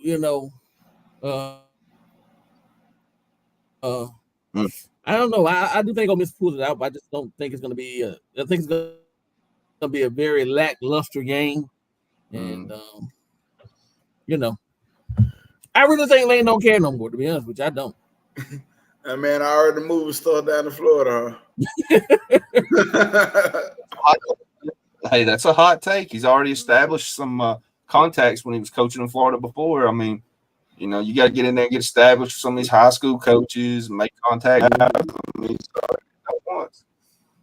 Well, Tom Reed, I agree. I'm going with Beamer ball, baby. Beamer ball wins it by 3. He wins at least by 3. I'm going Shane Beamer, baby. I think South Carolina, I think they feel good about itself. I just wasn't impressed with that defense. I'm like, man, the defense is an Ole Miss defense, and definitely the talent that South Carolina has on offense, I feel like they can expose it.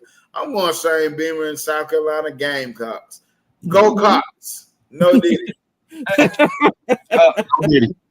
And let's be honest, man. They should have beat LSU. They had them dead to rights, man. And see, that's what's in the back of my mind. I like, LSU, their defense still ain't worth a shit, but they offense is pretty dang good, man. Yeah, I respect LSU's quarterback, especially. I think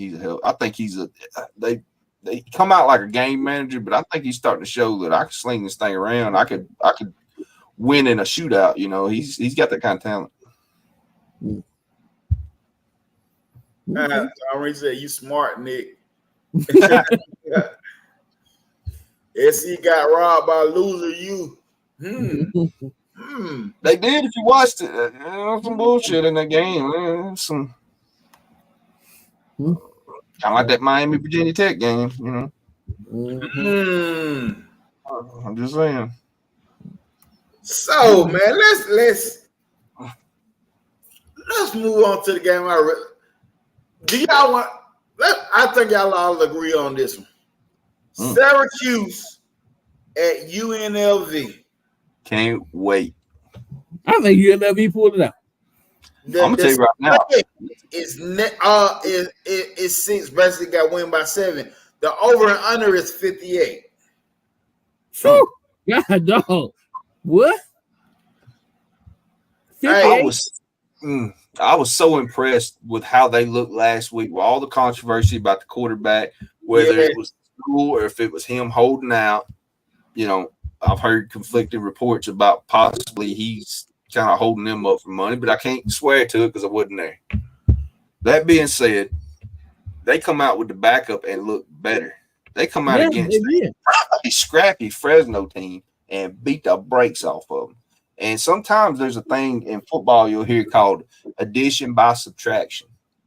And sometimes you get better by losing what you think is your best player because he may be a problem in the locker room. He may be a problem on the sidelines, or he may just be an overall distraction. But they come out and look better than they've looked all year, and they've been impressive to me all daggum year. So that being said, if they beat Syracuse is good right now. Yes. Syracuse gets the respect they deserve. And if they come out and beat Syracuse, people look out. I'm telling you, we've been hyping up UNLV all year. And I ain't going to stop now. I'm rooting for them. I want them to come out and win this game big. I want to see them do something. I really like the coach. I like the program, what they're going to do. Let's go UNLV. Man, UNLV is 79.2% favorite to win this game. Only giving Syracuse 20.8%. Yes, Syracuse is 3-1. UNLV 4-0. Listen. Yeah. Kyle McCord ain't playing this year. Kyle McCord left LSU.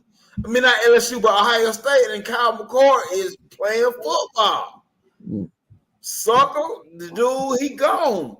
But when they showed up last week after all that bullshit, hey, I am not mad at UNLV. My guy Jackson Meeks that plays for Syracuse, another Phoenix City guy, of course. Another Phoenix City guy. We putting him out down here. He brought out last week for Syracuse. Syracuse, they got one of the assistants for Georgia for the head coach. I forgot his name, man. I forgot the dude's name, but he got Syracuse on the right path right now. Yeah. I mean, this Syracuse team upset Georgia Tech when Georgia Tech was white hot coming off a Florida State win, which don't look as good as it did then. Don't get me wrong, but Georgia Tech has played pretty good football, and man, they come out and upset them right there at week 2, man. And yeah, I mean, they're playing good football. And I get what you're saying, Tom Reed. Consistency is a thing, but sometimes with somebody's distraction or a problem, getting rid of them makes you better as a unit. Yeah. And with that being said, Tom Reed, I'm going with Syracuse, bro. Because I love what UNLV is doing. I love where the program is going. But with that quarterback, I don't know if they can do the same thing because that wide receiver they had last week balled out last week. And I like what he said. He said somebody reach out to the dude that was offering the NIL money to the quarterback. He was like, nah, give it to the offensive lineman. Give it all to the offensive lineman and let them split that. And I love dudes that speak up for my hogs on the front line that be holding it down in the trenches when nobody else will. Nope. I love that. But I don't know if I can see the same type of play from the quarterback. Yeah. And it's an unknown. Kyle McCord been lining up on a consistent basis. I'm going with the consistency of Kyle McCord this season. 3-1. Syracuse is living on they got to be living on the high horse. It's Syracuse in football. We ain't talking about basketball. We're talking about football. They're 3-1. And I'm rocking with Syracuse this game. Hey, wait a minute. Donovan McNabb walking through that tunnel for Syracuse right now. This ain't the glory days of the Big East. You just Lee Corso my ass, man. I thought you was bam. Oh, Oh boy. You Oh, built it boy. up just to let me down. That was nice. I so enough thought you was gonna pick that other head, but you picked the wrong head. No diddy again. My bad. Hey, picking the wrong bag. I know. But yeah, I got Syracuse, man. I like Syracuse in this one. They ain't giving them boys a fighting chance neither, bro. No, they really ain't. And Syracuse, like you said, they're playing pretty good football right now, and they got a head coach that's out to prove some things, and it's gonna be interesting. Yeah, I got a game. They got Michigan. What game y'all want to talk about? What game I know y'all got some. Man, SMU and Louisville looking interesting to me. Ooh. From one SMU who just beat the shit out of Florida State, and then Louisville who's coming off Notre Dame, but I really thought they could win that ball game going into it. That one's a strange one to me. Have y'all kept up with the team really much this year? No, I haven't myself. Yeah, I've been keeping an eye a little bit on SMU. Louisville upset me last week. I really thought I was gonna see more out of Louisville last week, but I didn't. I didn't. They got Louisville at 7.4% chance, and they're giving SMU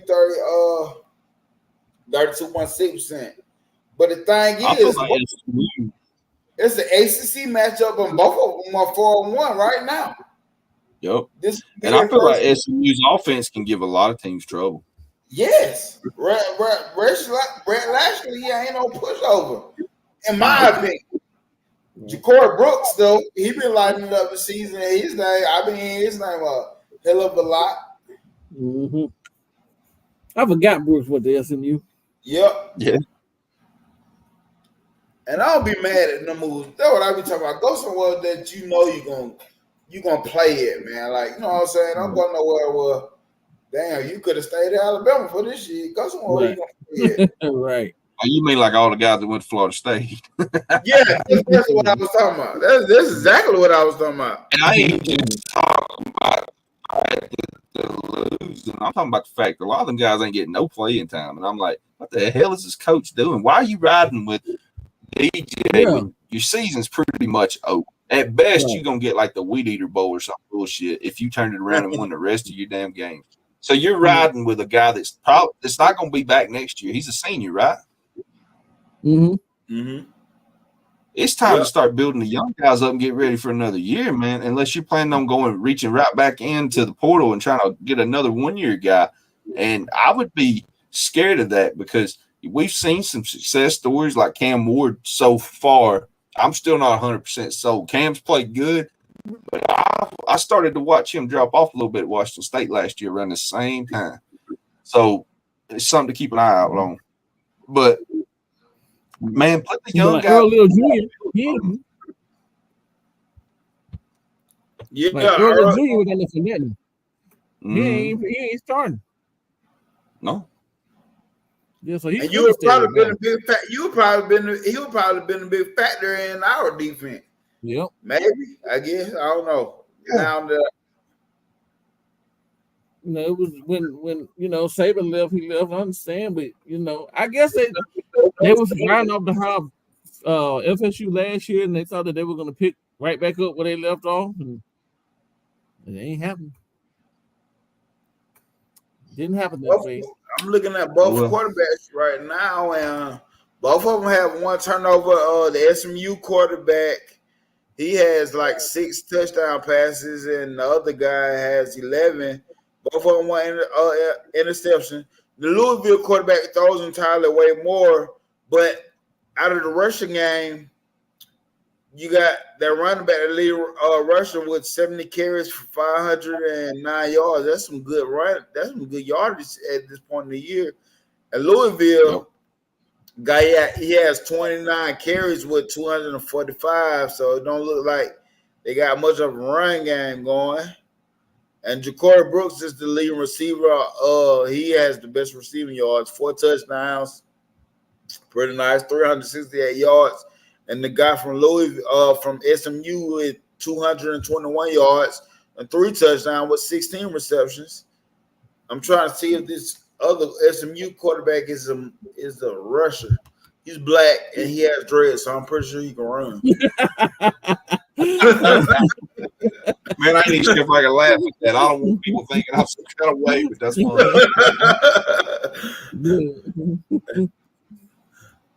Look at that racial profile.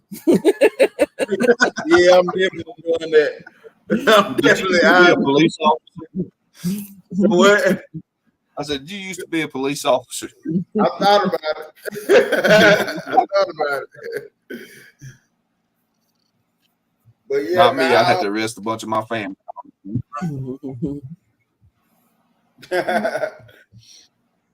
But yeah, man, I think that's a pretty good game. I like that game, me personally. But well, that game with me, honestly, man. Shoot, man, give me goddamn SMU. I like SMU. I like the underdog this week, man. I kind of like the underdog. Some of the underdogs at least this week. Mm. Okay. What about y'all? Yeah, I think SMU's coming off some momentum. I know Florida State there again ain't that program, but they had turned around and beat Cal, and people thought maybe Florida State was starting to right the ship just a little bit, and then SMU coming in and blew the doors off of them. So I feel like they're going to build off that momentum. And Louisville had a letdown loss, and I think they thought they could really win that ball game last week, like a lot of us did. So let's see how Brom gets them going this week. But I'm picking SMU. Yeah, I think I'm leaning SMU as well. Most definitely.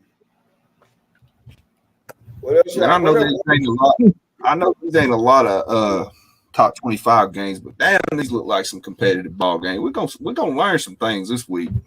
Hell yeah. Yeah. I got another game. If unless you got one, Yeah, go ahead. You got one. Go ahead. This is a weird. I got two, but this one's a weird one, and a lot of people gonna think I've lost my damn mind. But number 11 USC and Minnesota. Minnesota gave Michigan hell last week. They come back and got close. Right. USC has played sloppy. We watched Michigan go in there and dominate them. Mm-hmm. And I'm wondering if Minnesota can pull a big one right here and give USC another welcome to the Big Ten type of game that Michigan gave. So I'm going to keep my eyes on that. It's a late ball game, like 6:30. And we've also got, let me find, I've seen another one that kind of had my attention here. Where was it? Yeah, they only give them Minnesota 28.5. Yeah. But it's something to keep an eye out on because, man, I thought LSU played horrible at parts of that game against USC, and USC still barely squeaked by. And then Michigan kicked the shit out of them. And I watched Minnesota and Michigan last week, and Minnesota gave them all they wanted. So I'm curious to see how that one plays out. And I got another weird pick, and that's Miami and Cal. Oh, I think that's a game. I think that's a game there. I think they're going to that place too. Okay. That's a weird ball game. I feel like why the fuck they going to that game though? They're going to they're playing in Cal. Okay. So maybe because Miami is a high. I really thought they would have been at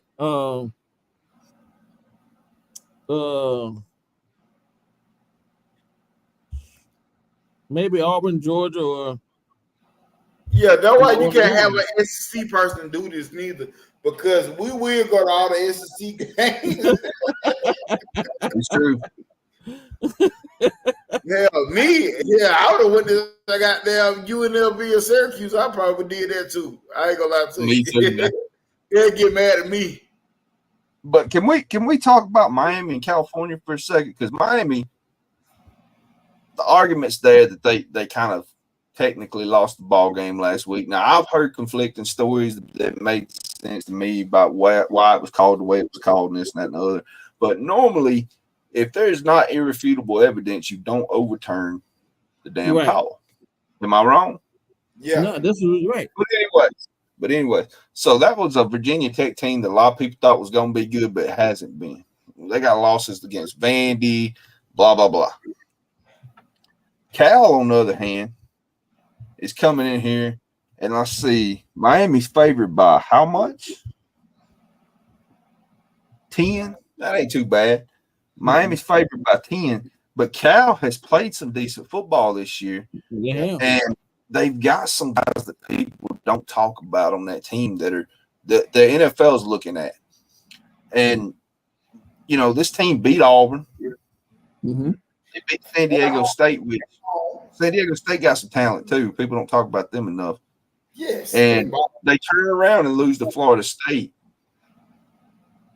But Miami's getting tested by teams that really, at this point, we didn't think would put up much of a fight. And I feel like Cal might put up a fight too. I feel like Miami may not look as great as they have been.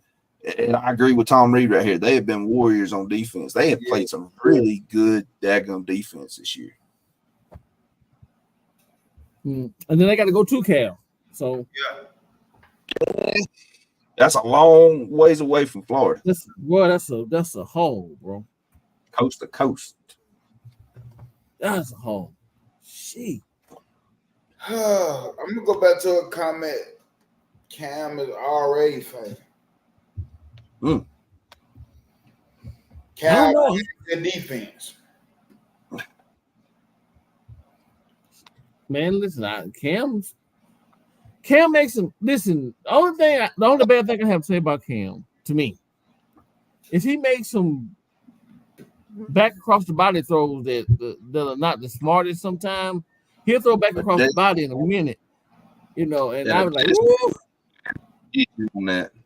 Man, you asking for danger there. You asking for danger. And then when you make them throws, they say like he just looks. Throw like he's not bothered with. Some of those throws you need to be bothered within your head because some exactly like the smartest throws they can really hurt you in critical moments if you're not bothered by those throws. See, you know, there again, I keep up with a lot of like guys going to the NFL. I keep up with a lot of NFL coverage, and a lot of people have got him as number one quarterback coming out. Same with Shedora, and to me, they both. Mechanics wise, got a lot of work to go. Both uber talented. Both of them can look like the best player in college football on some weeks. But my thing with Shedeur, you've only had one coach your whole life. You wait till you get a hold of some of these coaches. That's a rough transition. And there again, he's a guy that likes to throw it across the body sometimes. He likes to rely on his athletes to go up and get it without placing it where it needs to be. In the NFL, you have to throw guys open because the separation in the window is closed most of the time. So that's some of the things I like to watch and look at. And I'm rooting for both of them, by the way. I have nothing personal against neither one. Cam's an uber athlete too, man. But I've seen him kind of dip down in production and look pedestrian last year, starting around October.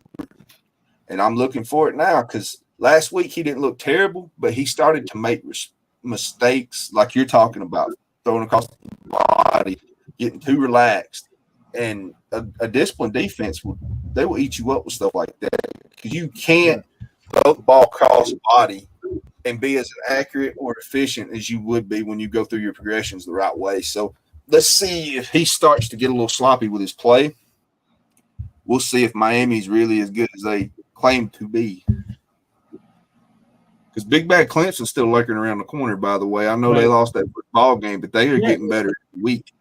But it's a game that lost to the Georgia Bulldogs. Yep. Yes. How many people in the country are finna beat Georgia? Like, regardless, the crap we talk about, it's not many teams out there that's about to beat Georgia. I don't see a lot of teams right now beating Georgia. I don't even honestly listen. I like Texas. I like Texas a lot. But they don't have a mobile quarterback like that. And they can be one of the things that I think Georgia win is what I'm sure. What I'm just cut off board. I think Georgia beats Tennessee. I mean, I agree. I believe loaded gun in my head. I'm picking Georgia against 99% of football teams. Yeah, like seriously. So yeah, they lost, but you made them play. You made them play one half of a football game. Yeah. Yep. And since that loss, Clemson has been playing some ball. They're picking it up. You know what I'm saying? Yep.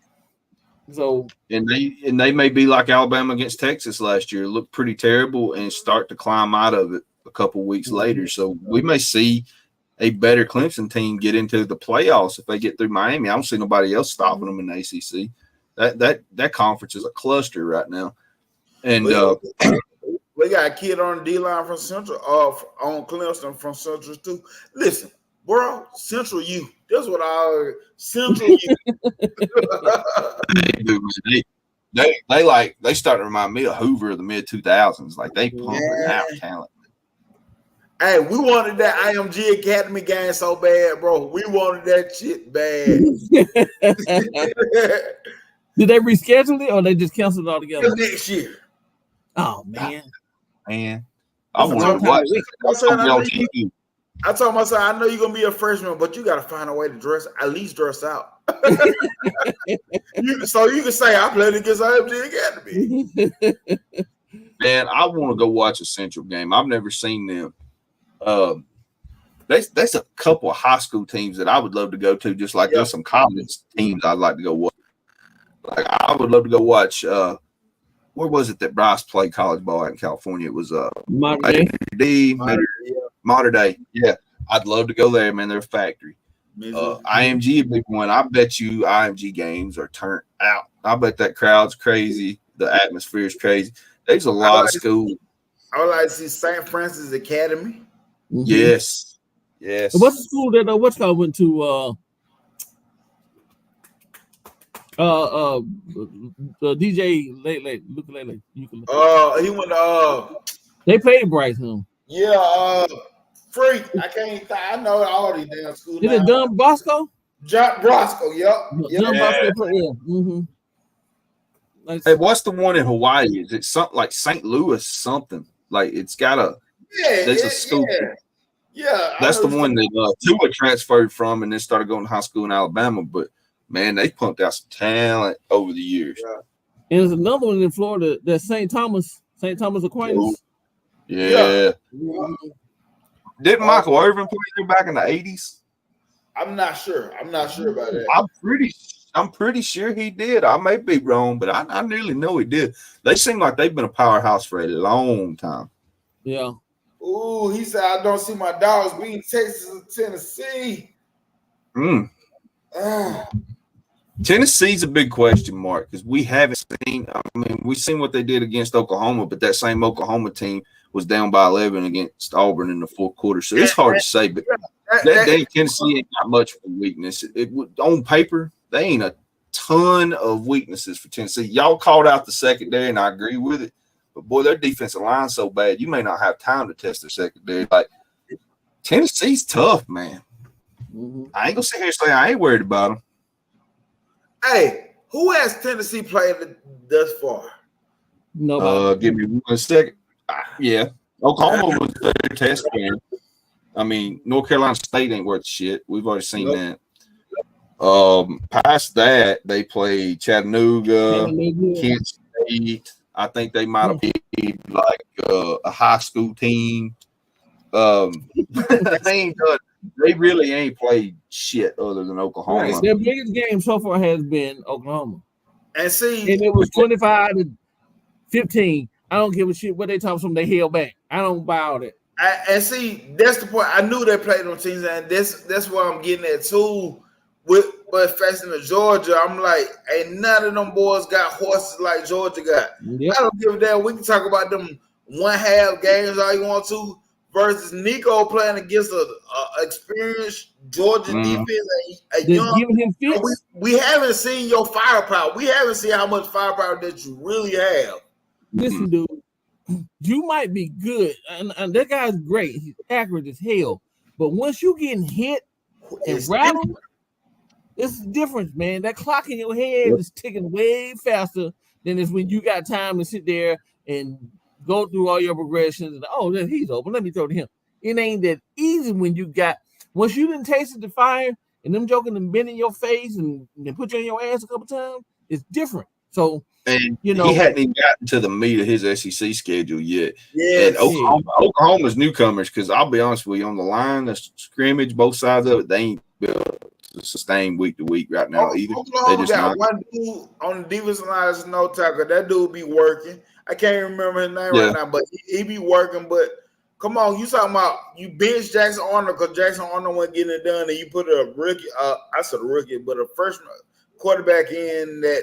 That was the first time. Like, no, I'm not saying Tennessee isn't good. They look really freaking good, but I haven't seen it against firepower, real firepower that can really that like same dogs on both sides of the ball. Like, you know what I'm saying? Nico bothers me too. Like, his size bothers me. Like, kind of like Travis Hunter's size bothers me. When you play like a big physical team and they can start knocking you around, and I think Alabama can do it. I think Arkansas might can get to you a little bit. Kentucky damn sure can. They're physical as shit. And they got Georgia down the pike too. So Nico gonna get tested. I think he's an incredible arm talent, but he damn sure gonna get tested. It's not a gimme. Yeah, man, I don't even think he's been putting his ass yet. I don't think he got no green on his pants. You know what I'm saying? When you get some grass stains on your pants, this is a whole different thing. They were like, we ain't even got a YD. This person's breathe on them. Dude, I'm trying to tell you. That's all I'm saying about Tennessee. I ain't saying it will be that. I'm just saying I ain't seen no real firepower because what scares me about Tennessee, and I've been saying it, is that damn run game. If they can keep that run game somewhat rolling like they have so far, they're dangerous because Nico won't have to do a whole lot. Right. Because when we look at it from a fan perspective, come on, bro, we ain't getting NC State no credit no matter what. If we just being fans talking shit, we dogging NC State, bro. Right. They should be. They should be. Yeah, because honestly, like you said, we try to be respectable on here and we try to break it down for what it is. But if we would just sit on the porch talking shit, NC State ain't nothing. And Brittany, you just said it. See, you ain't faced nobody like Q-Rob. You ain't faced nobody like LT Overton. Yes, sir. Second effort stakes. You ain't seen that. You haven't. He hasn't seen that. Damn, Tom Reed, you sound like President Chip. Hey, Tom Reed. Hey, Tom Reed, my son head football coach. I was telling him today, we want Ohio State. I told him that today. He said, boy, y'all don't want to come up there. I said, we will come up there. I said, we will come up there. What's that old show, that old Western? Have gun, we'll travel. Yeah, we'll travel. Yeah. Man, y'all ain't even gotta meet us halfway. We'll come all the way up there. Ohio State on paper may be the most talented roster front to back. I don't trust that damn quarterback for shit, man. Not the quarterback, the damn coach. I don't trust Ohio State ain't played nobody either. I'm not knocking them. I'm not taking them from this every year though. This is every year. I know it, man. Yeah, but as a matter of fact, while we just talking, I'm gonna look them up real quick. I want to see what they got coming up because this has been bullshit. Michigan sucks, so you can. That's a win for Ohio State. They got. I think this week they got Michigan State. They're gonna beat Michigan State. Ohio State's got Iowa. Iowa, excuse me. Yeah. So Iowa. I don't even know what offense is. They ain't seen none since the 80s. Like It's fucking ridiculous. I didn't even know they had. I don't even think they hire an OC or nobody. They just be like, y'all just go out there. If you play this in Pee Wee or high school, just go out there. You're like the bad news bears. The coach on the side drinking beer. For a hot minute, their OC was actually the head coach's son. Yeah, it was. I remember. Yep. But the two toughest teams I said that they have to face this year. Don't say Penn State. No, I'm gonna say USC, and they got to play Oregon. Yeah. Okay. You know, that's about it. And with like I said, we don't really know what USC. Who you gonna say? I think they might get a little bit of a test from a damn crazy ass offense in Indiana. Yeah. You think so? I'm not picking Indiana to win, but their offense is freaking crazy, and they will spread a defense out quick. Now, Ohio State will out-roster them all day long, but in a game-to-game basis, I don't know, man. Right now, Indiana looks like they could put points on damn near anybody, man. They are throwing out some crazy damn points right now. I haven't even seen nothing from Indiana this season either. Mm-mm. Oh, dude. I think basketball. That's all I think. I think the Hoosier basketball. You thinking Bob Knight throwing chairs at people and shit. Yeah. But getting choked. I think the lowest scoring game Indiana's had was against Florida Atlantic or Florida International, and that was 31 points. They've scored 77, 42, 52, 42. They beat Maryland last week, who's not just a shitty roster. They're an okay ball team. And they beat them by like 2 touchdowns last week. Man, I hate it for Mike Loxley here in Maryland like that, man. Yeah, man. I hate it for him too, man. I really do, because he seems like a good dude, man. But it is what it is. And nobody wants to go. That's how the game go. Now, while we're on this subject, do you think this is the year Penn State breaks out? No. He was quick with it. Nope. No, Penn State ruined it for me last season. I don't know why in the world I finally picked the Penn State to beat Michigan. And when that game went going into the first quarter, I said, what the hell was you thinking, bro? I'm going back to the Connor Carter days. I ain't trusted them since. They will have some of the most talented rosters, man. Like, you remember when they had Saquon Barkley, and then they had Michael Parsons. Like, they get some crazy good athletes, but they ain't never got shit around them. I don't even understand. I don't even know how Franklin's still there, to be honest with you, bro.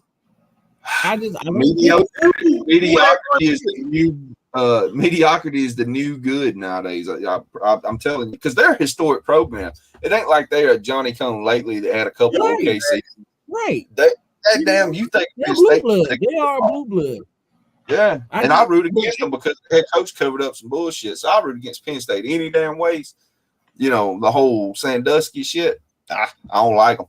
But come on, man. Like, the talent y'all have coming through there, and what's their schedule look like anyways? Like, who the hell do they play? They got to play Ohio State and Michigan and maybe USC. If you can stop the run, you can beat Michigan. They're physical. They still got some good players left at Michigan. But they ain't gonna throw the ball on nobody. Last week against Illinois, Penn State did play some defense, and Illinois was undefeated. No, but it was Illinois. Like, if we're talking as fans, Illinois State, Illinois. The fuck. Yeah, it's an orange team. The other, that's orange team. Realistically, though, look at this. You got Syracuse and the other orange team. So we're just gonna be fans on this because we ain't Big Ten people and we ain't experts on none of this. But we really don't keep up with Penn State because I don't think any of us respect them. But all right, they beat a shitty West Virginia 34-12. I'm just gonna put it like that. Then they squeaked by Bowling Green by 7. Well, hell, Texas A&M done the same damn thing. So I mean, I ain't putting you much higher than them right now. You beat Kent State. Everybody beats Kent State. Next, then you beat Illinois 21-7, and Now they play UCLA this week. Man, UCLA is beaten down so damn bad right now. Yeah. That's another damn blue blood program. I know they weren't consistent national championship winners, but UCLA used to be a force in football, man. Right, man. Them brooms. And I want to talk about that UCLA then for just a little bit. I didn't really want to talk. I hate when those ex-players come be the head coach of teams like that because you finna ruin a relationship. Like, Yep. There's a relationship that's about to be ruined. That's why I am Alabama. Williams didn't get the Auburn job because they love Cadillac down there, and they need to keep it that way. And if he would have took the Auburn job, the first head coaching job, that would have been a relationship ruin, man. Well, think Mike Shula at Alabama. Yeah. People still talking shit about Mike Shula, and I'm gonna be honest with you, he had some bad breaks. Like, yeah, he wasn't no Nick Saban, but that 05 team, minus a pro-throw injury and a few other injuries down the line, they were hell on wheels, man. And Man, he had that pro-throw was the real deal, bro. I don't care what nobody say. Man, he really. I've been to 2 games my whole life, and one of them was when he made the catch against Southern Miss. And you couldn't hear nothing. But yeah, man, pro throw, which is one of the reasons why I like the NIL for some purposes, because that man never got a shot at the NFL, and he really deserved to make money because he was offense that year. Constant. When you think about NIL purposes, you think about I was thinking like Marvin Constant too. I am here, dude. That dude was an amazing all SEC, going to be all American linebacker, and he gave every ounce he had against LSU. I think it felt that he would have had a hell of a NFL career because that's the type of linebackers back then that was thriving, man. I feel like he would have thrived in the NFL. Dude, he used to suck up every play. Iowa State is one of them schools that just don't ever. I don't know what about them Cyclones. They just. I thought about them twice in my life. One year we played against them when they had Seneca Wallace at quarterback who could do everything. He was yeah, man. Seneca Wallace, he put in some work. I remember it was raining. I want to say that shit was like the spark plug bowl or some shit. We barely got there. Man, we beat them by a single point in the rain. Seneca Wallace ran all over that damn field, was making crazy throws. He was a hell of an athlete. And then I kept up with him when Brock Purdy was there. Yeah. And really, other than that, I ain't thought about them and really don't care about them. But they're in the Big 12 still, right? No, I don't know what company. I think they in I think they're in the Big 12. They're 12? I think they're in the 12. And honestly, they got a damn good shot to win it. Because honestly, if Colorado keeps playing like they looked last week, they got a shot to win the Big 12. Because I thought Utah had it on lock, and then they come around and look like shit last week. So Big 12 wide ass open. Yeah, they definitely got a shot on me. And that's my opinion for myself. I bet, Ryder. Go ahead. Now I'm saying Big 12. Yeah, that's my unpopular opinion for myself after last week. It's like, fuck, like Colorado probably could do something. And until they face somebody. They yeah, when you look at that, that's valid. Mm-hmm. The one thing I will say about them is their defense is playing a little better, and they are implementing the run game a little bit. But I agree with you 100%. Their schedule's so damn soft; they should truthfully go 10-2. Right. When you look at their schedule, it's like they got a chance. Right. Yeah, they really do, and they'll overinflate the shit out of that. And they better pray they don't win offers, because if they go in the playoffs, they got one of the best receiving rooms in the country, and Shador can make pretty much any throw on the field. He's a great athlete. They'll get beat in by somebody that plays solid football, though.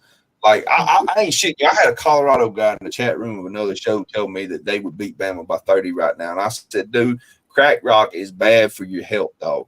You need to put the pot down. You crazy as hell if you think Colorado would beat Alabama by 30. You lost your fucking mind. They wouldn't beat Kentucky by 30. They wouldn't beat Missouri by 30.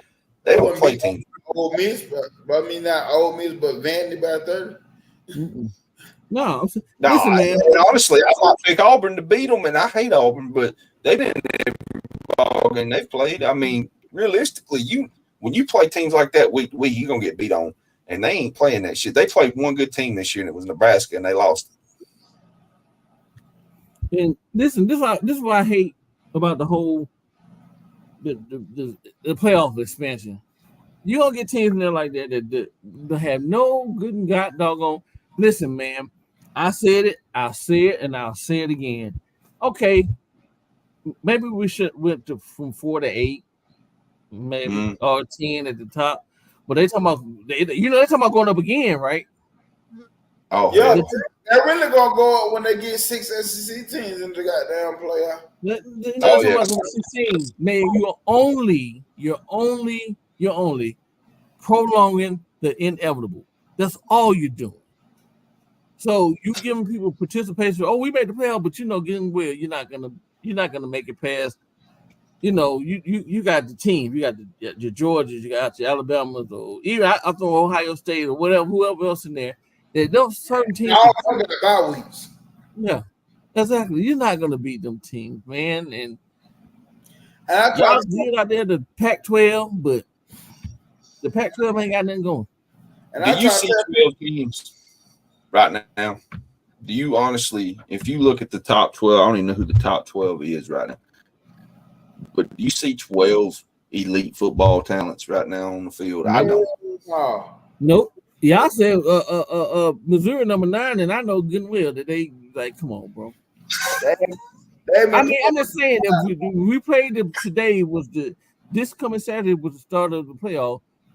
Missouri going to get you already know what I'm saying. It's about to happen. You're about to get knocked out. So, well, according to them, right now, Michigan's number 10, USC's number 11.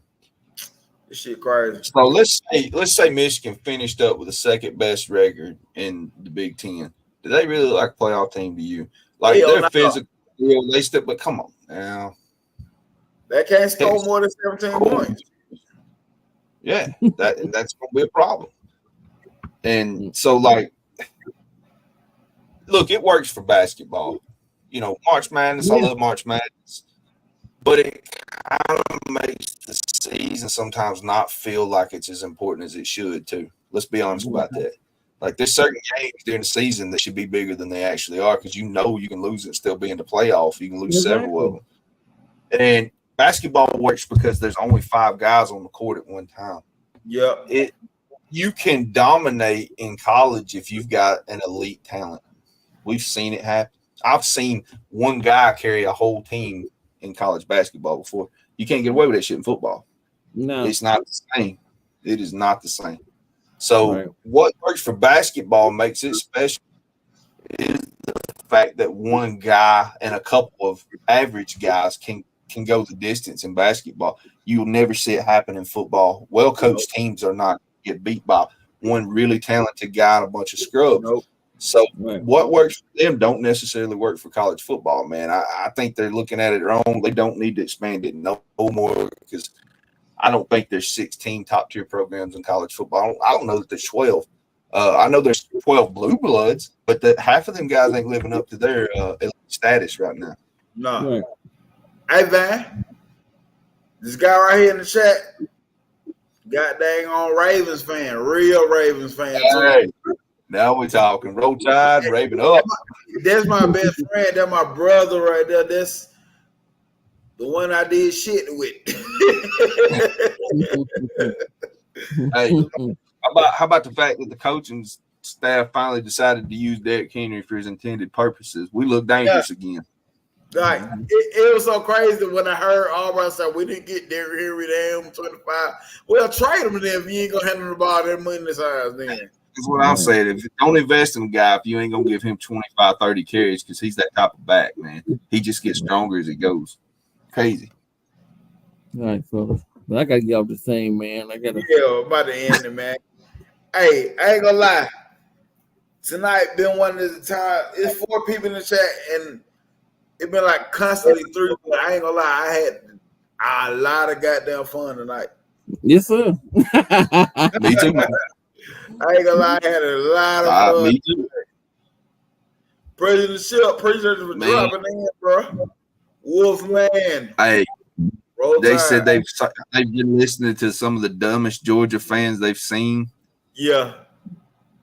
I've run across a few this week. I'm just gonna say it, man. Hey, our President Ship, that for real. We've been hearing this shit. We've been hearing, reading, and seeing clips and videos. Like, what the hell is going on? There's some really good Georgia fans out there, like a Tom Reed. I don't really know the president. Also. Yeah, two-time. Yeah. He will. Two-time will troll people sometimes just because he likes the reaction, and I totally get that because some people can't see through the bullshit. But he's actually a really smart fan. I mean, he is. I should have got my cousin on here. He a Georgia fan, and he one of them Georgia fan, but he one of them Georgia fan. Like, all right, let's talk this shit for real. Yeah. And this is what he said about Bobo. I talked to him Sunday. He didn't like the Bobo hire from the get-go. He said because what other Georgia fans like to do is bring up numbers that don't really mean a damn thing. He said, yeah, we had those numbers, but look who the hell he was playing. He said those numbers don't mean nothing when you stack when you playing fucking low tier ass teams and you running up stats. He said, what did his numbers look like against when you play respectable opponents? He said they ain't look like shit to me. This is type of stuff, you know what I'm saying? He said stats can be skewed. That's exactly what he said. Mm-hmm. I'm gonna tell you who. Listen, you know I'm a Falcon fan. I'm a Rise Up fan, and I'm gonna tell you, the Falcon fan had this argument a lot of the time, and it was about Matt Ice. Man, he had great numbers. He ain't won shit though. That's the point. You know what I'm saying? Man, I'm glad you brought that up because I used to have the same damn argument because I got a buddy that's a diehard Falcons fan. And man, he used to Matty Ice. I said, look, man, if I had Roddy White and then Julio Jones to throw to, I'd look like Matty Ice too. You understand? Yeah. Julio was generational. In fact, the Falcons didn't use him enough sometimes. Let's be honest about it. And, you know, the 1 year that we seen them have get to the Super Bowl, and I hate bringing up 28-3 yet again, but it happened. They'd be playing pretty good on offense, then they wouldn't have a run game to back it up, and Matty Ice get too damn confident on himself, or they wouldn't have a defense. They just never could put the shit together. I've always wondered about the Falcons ownership, man. Like going back to the Dion days. Man, Dion made the Falcons a must-watch team because they weren't shit before he got there. And then you got Bad Moon Rising, and you had some guys, and they made it exciting again. And then they let them walk. And I'm like, damn. I don't know. I'm here in the Metro Atlanta area, and I remember the home game was blacked out. Yeah. The home game were blacked out. We couldn't even see home games. Hey, listen, and when people say that, of course, I was young, but I said, I don't remember seeing Falcons games. I always used to see the Cowboys and shit be on TV. They were lit. I'm telling you. The home game was blacked out. If they play in Dallas or they play in San Francisco, they play somewhere. Yes. But man. Bro. Green Bay. I remember watching Green Bay on. For real, I ain't never seen no Falcons like when people were bringing that up. I'm like, damn, I didn't watch just a Falcons game to watch a Falcons game. Well, I'll be honest with you. We had that illegal cable for a hot minute, so we could say a lot of stuff. But I remember like seeing MC Hammer on the sidelines flying from Oakland. They had that whole too legit to quit going on. You remember what I'm talking about, Rise Up? Like they were must television, man. And then they let it all fade. And then they turn around. Who was the quarterback 98 when y'all had Jamal Anderson? Who was that? Chris Chandler. I couldn't stand Chris Chandler, man. Chris Chandler. He's the reason I don't like the Falcons to this day is Chris Chandler.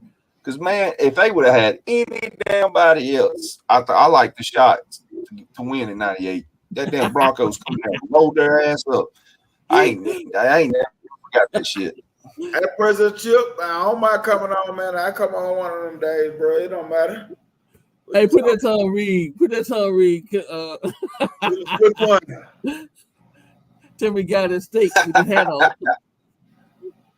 So he's trying to clean your state up. Reed, you're welcome. I got you. Hey, Tom Reed, run this state. Roll Tide, run Georgia, baby. Yeah, we're like Monopoly right now. We own a bunch of shit across the country. And I try not to talk too much shit, but I mean, he's just trying to class your state up a little bit, brother. Well, yeah, man. I mean, and Jamal, y'all talking about Jamal Anderson, like I got here, but that big joker be juking for no reason. Sometimes I'm like, man, you got listen, your thighs is the size of doggone Timberwood. Run the ball, bro. Run somebody over. You talking about he was the damn modern Icky Woods. Out there looking like the modern Icky Wood. He just wanted to dance, bro. He didn't give a fuck how many yards he just run for. He just wanted to dance. He just wanted to dance. Man. Okay, Speaking of the Dirty Bird, Ryan Williams hit the Dirty Bird Saturday. He damn sure did. He damn sure did. I ain't gonna lie to you, bro. That last touchdown, yep. He made two guys do the Tootsie Roll too, because they were fucking at each other right after. He was gone. And the both of them was not coordinated when they were doing it in the butt to each other. Hey, one more thing before we get off. I know you gotta get off. Did y'all hear anything about Ryan Williams being fined because of some mouth shit? I didn't hear this. About some who? It was something in his mouth or some shit. Say he got it on his face. Yeah, kill everybody. Was he fined for that? I didn't see anything about it. Can you be fined in college? So my dad had called me right before you got on, Van, in the background. He said, "Did you hear about it?" I said, "No, I ain't hearing nothing about that." I said, "I'm looking stuff now and I ain't seeing nowhere near." And I said, "Hold on." I said, "Did a Georgia fan tell you that?" Yeah, he Googled it. I said, "You know you can Google bullshit, right?" Right. Hey, that ain't worse than the LSU guy that's ripping the damn machine gun after the touchdown and just toss it. By the way, Tom Reed, Billy White shoes. Yeah, I remember Billy White shoes, even before my time, but I know he played for the Oilers back in the day. See, my dad used to have them NFL tapes like hit by hit, crunch course, and all that junk. I still got some of them, dude. Yeah, that's why I know about no old guys like that. And the chip. I'm from Alabama, bro. I'm from Tuscaloosa, born and raised. I've been in Georgia a long time though. Now I've been here longer than you probably been living, but so you got to go where the opportunities at too, man. I love the state of Alabama. I love our football team, but sometimes it's hard to get a good job. I can speak on that firsthand. Yeah, But guys, I had a lot of fun tonight, and I know you gotta go rise up. I appreciate y'all, like always. Yeah, like I said, I don't mind coming on the show one day, whenever you want to just hit me up, whatever. And man, tonight was fun. It wasn't no straight. Man. It was, man. I was with Georgia and Auburn. Went straight Bama. This is what I like to do. I love Bama. Y'all don't get me wrong. I love Bama, but same. Everybody talking Bama, and there's only so much Bama I can talk about, and there's so much other football games out there that we can actually talk about. And I understand that's what I want to tell people. Yeah, that's what I want to tell people. Sometimes there's a lot of football goes on across the country, man. And if you enjoy the game of football, you got to venture out and see other stuff, man. They like that UNLV Syracuse game. I cannot wait to watch that ball game, dude. Can't wait. I'm hyped up. It's a Friday night ball game. I can't wait to see that shit, man. And I'm gonna tell you how crazy our college football is. But they're like, "You going to the game Friday, right?" I said, "Yeah." I said, "But if anything changes, I'll let you know." The only thing they're gonna possibly change is me really want to watch the game live. Well, hey, let me know if you're trying to record it and don't want to know, because you know me, I'll be blowing up right now. It don't matter. I'm be on my phone looking back and forth anyway. But this Central Auburn game gonna be good. The boys undefeated, both of them. Yeah, that's a good game. Yeah.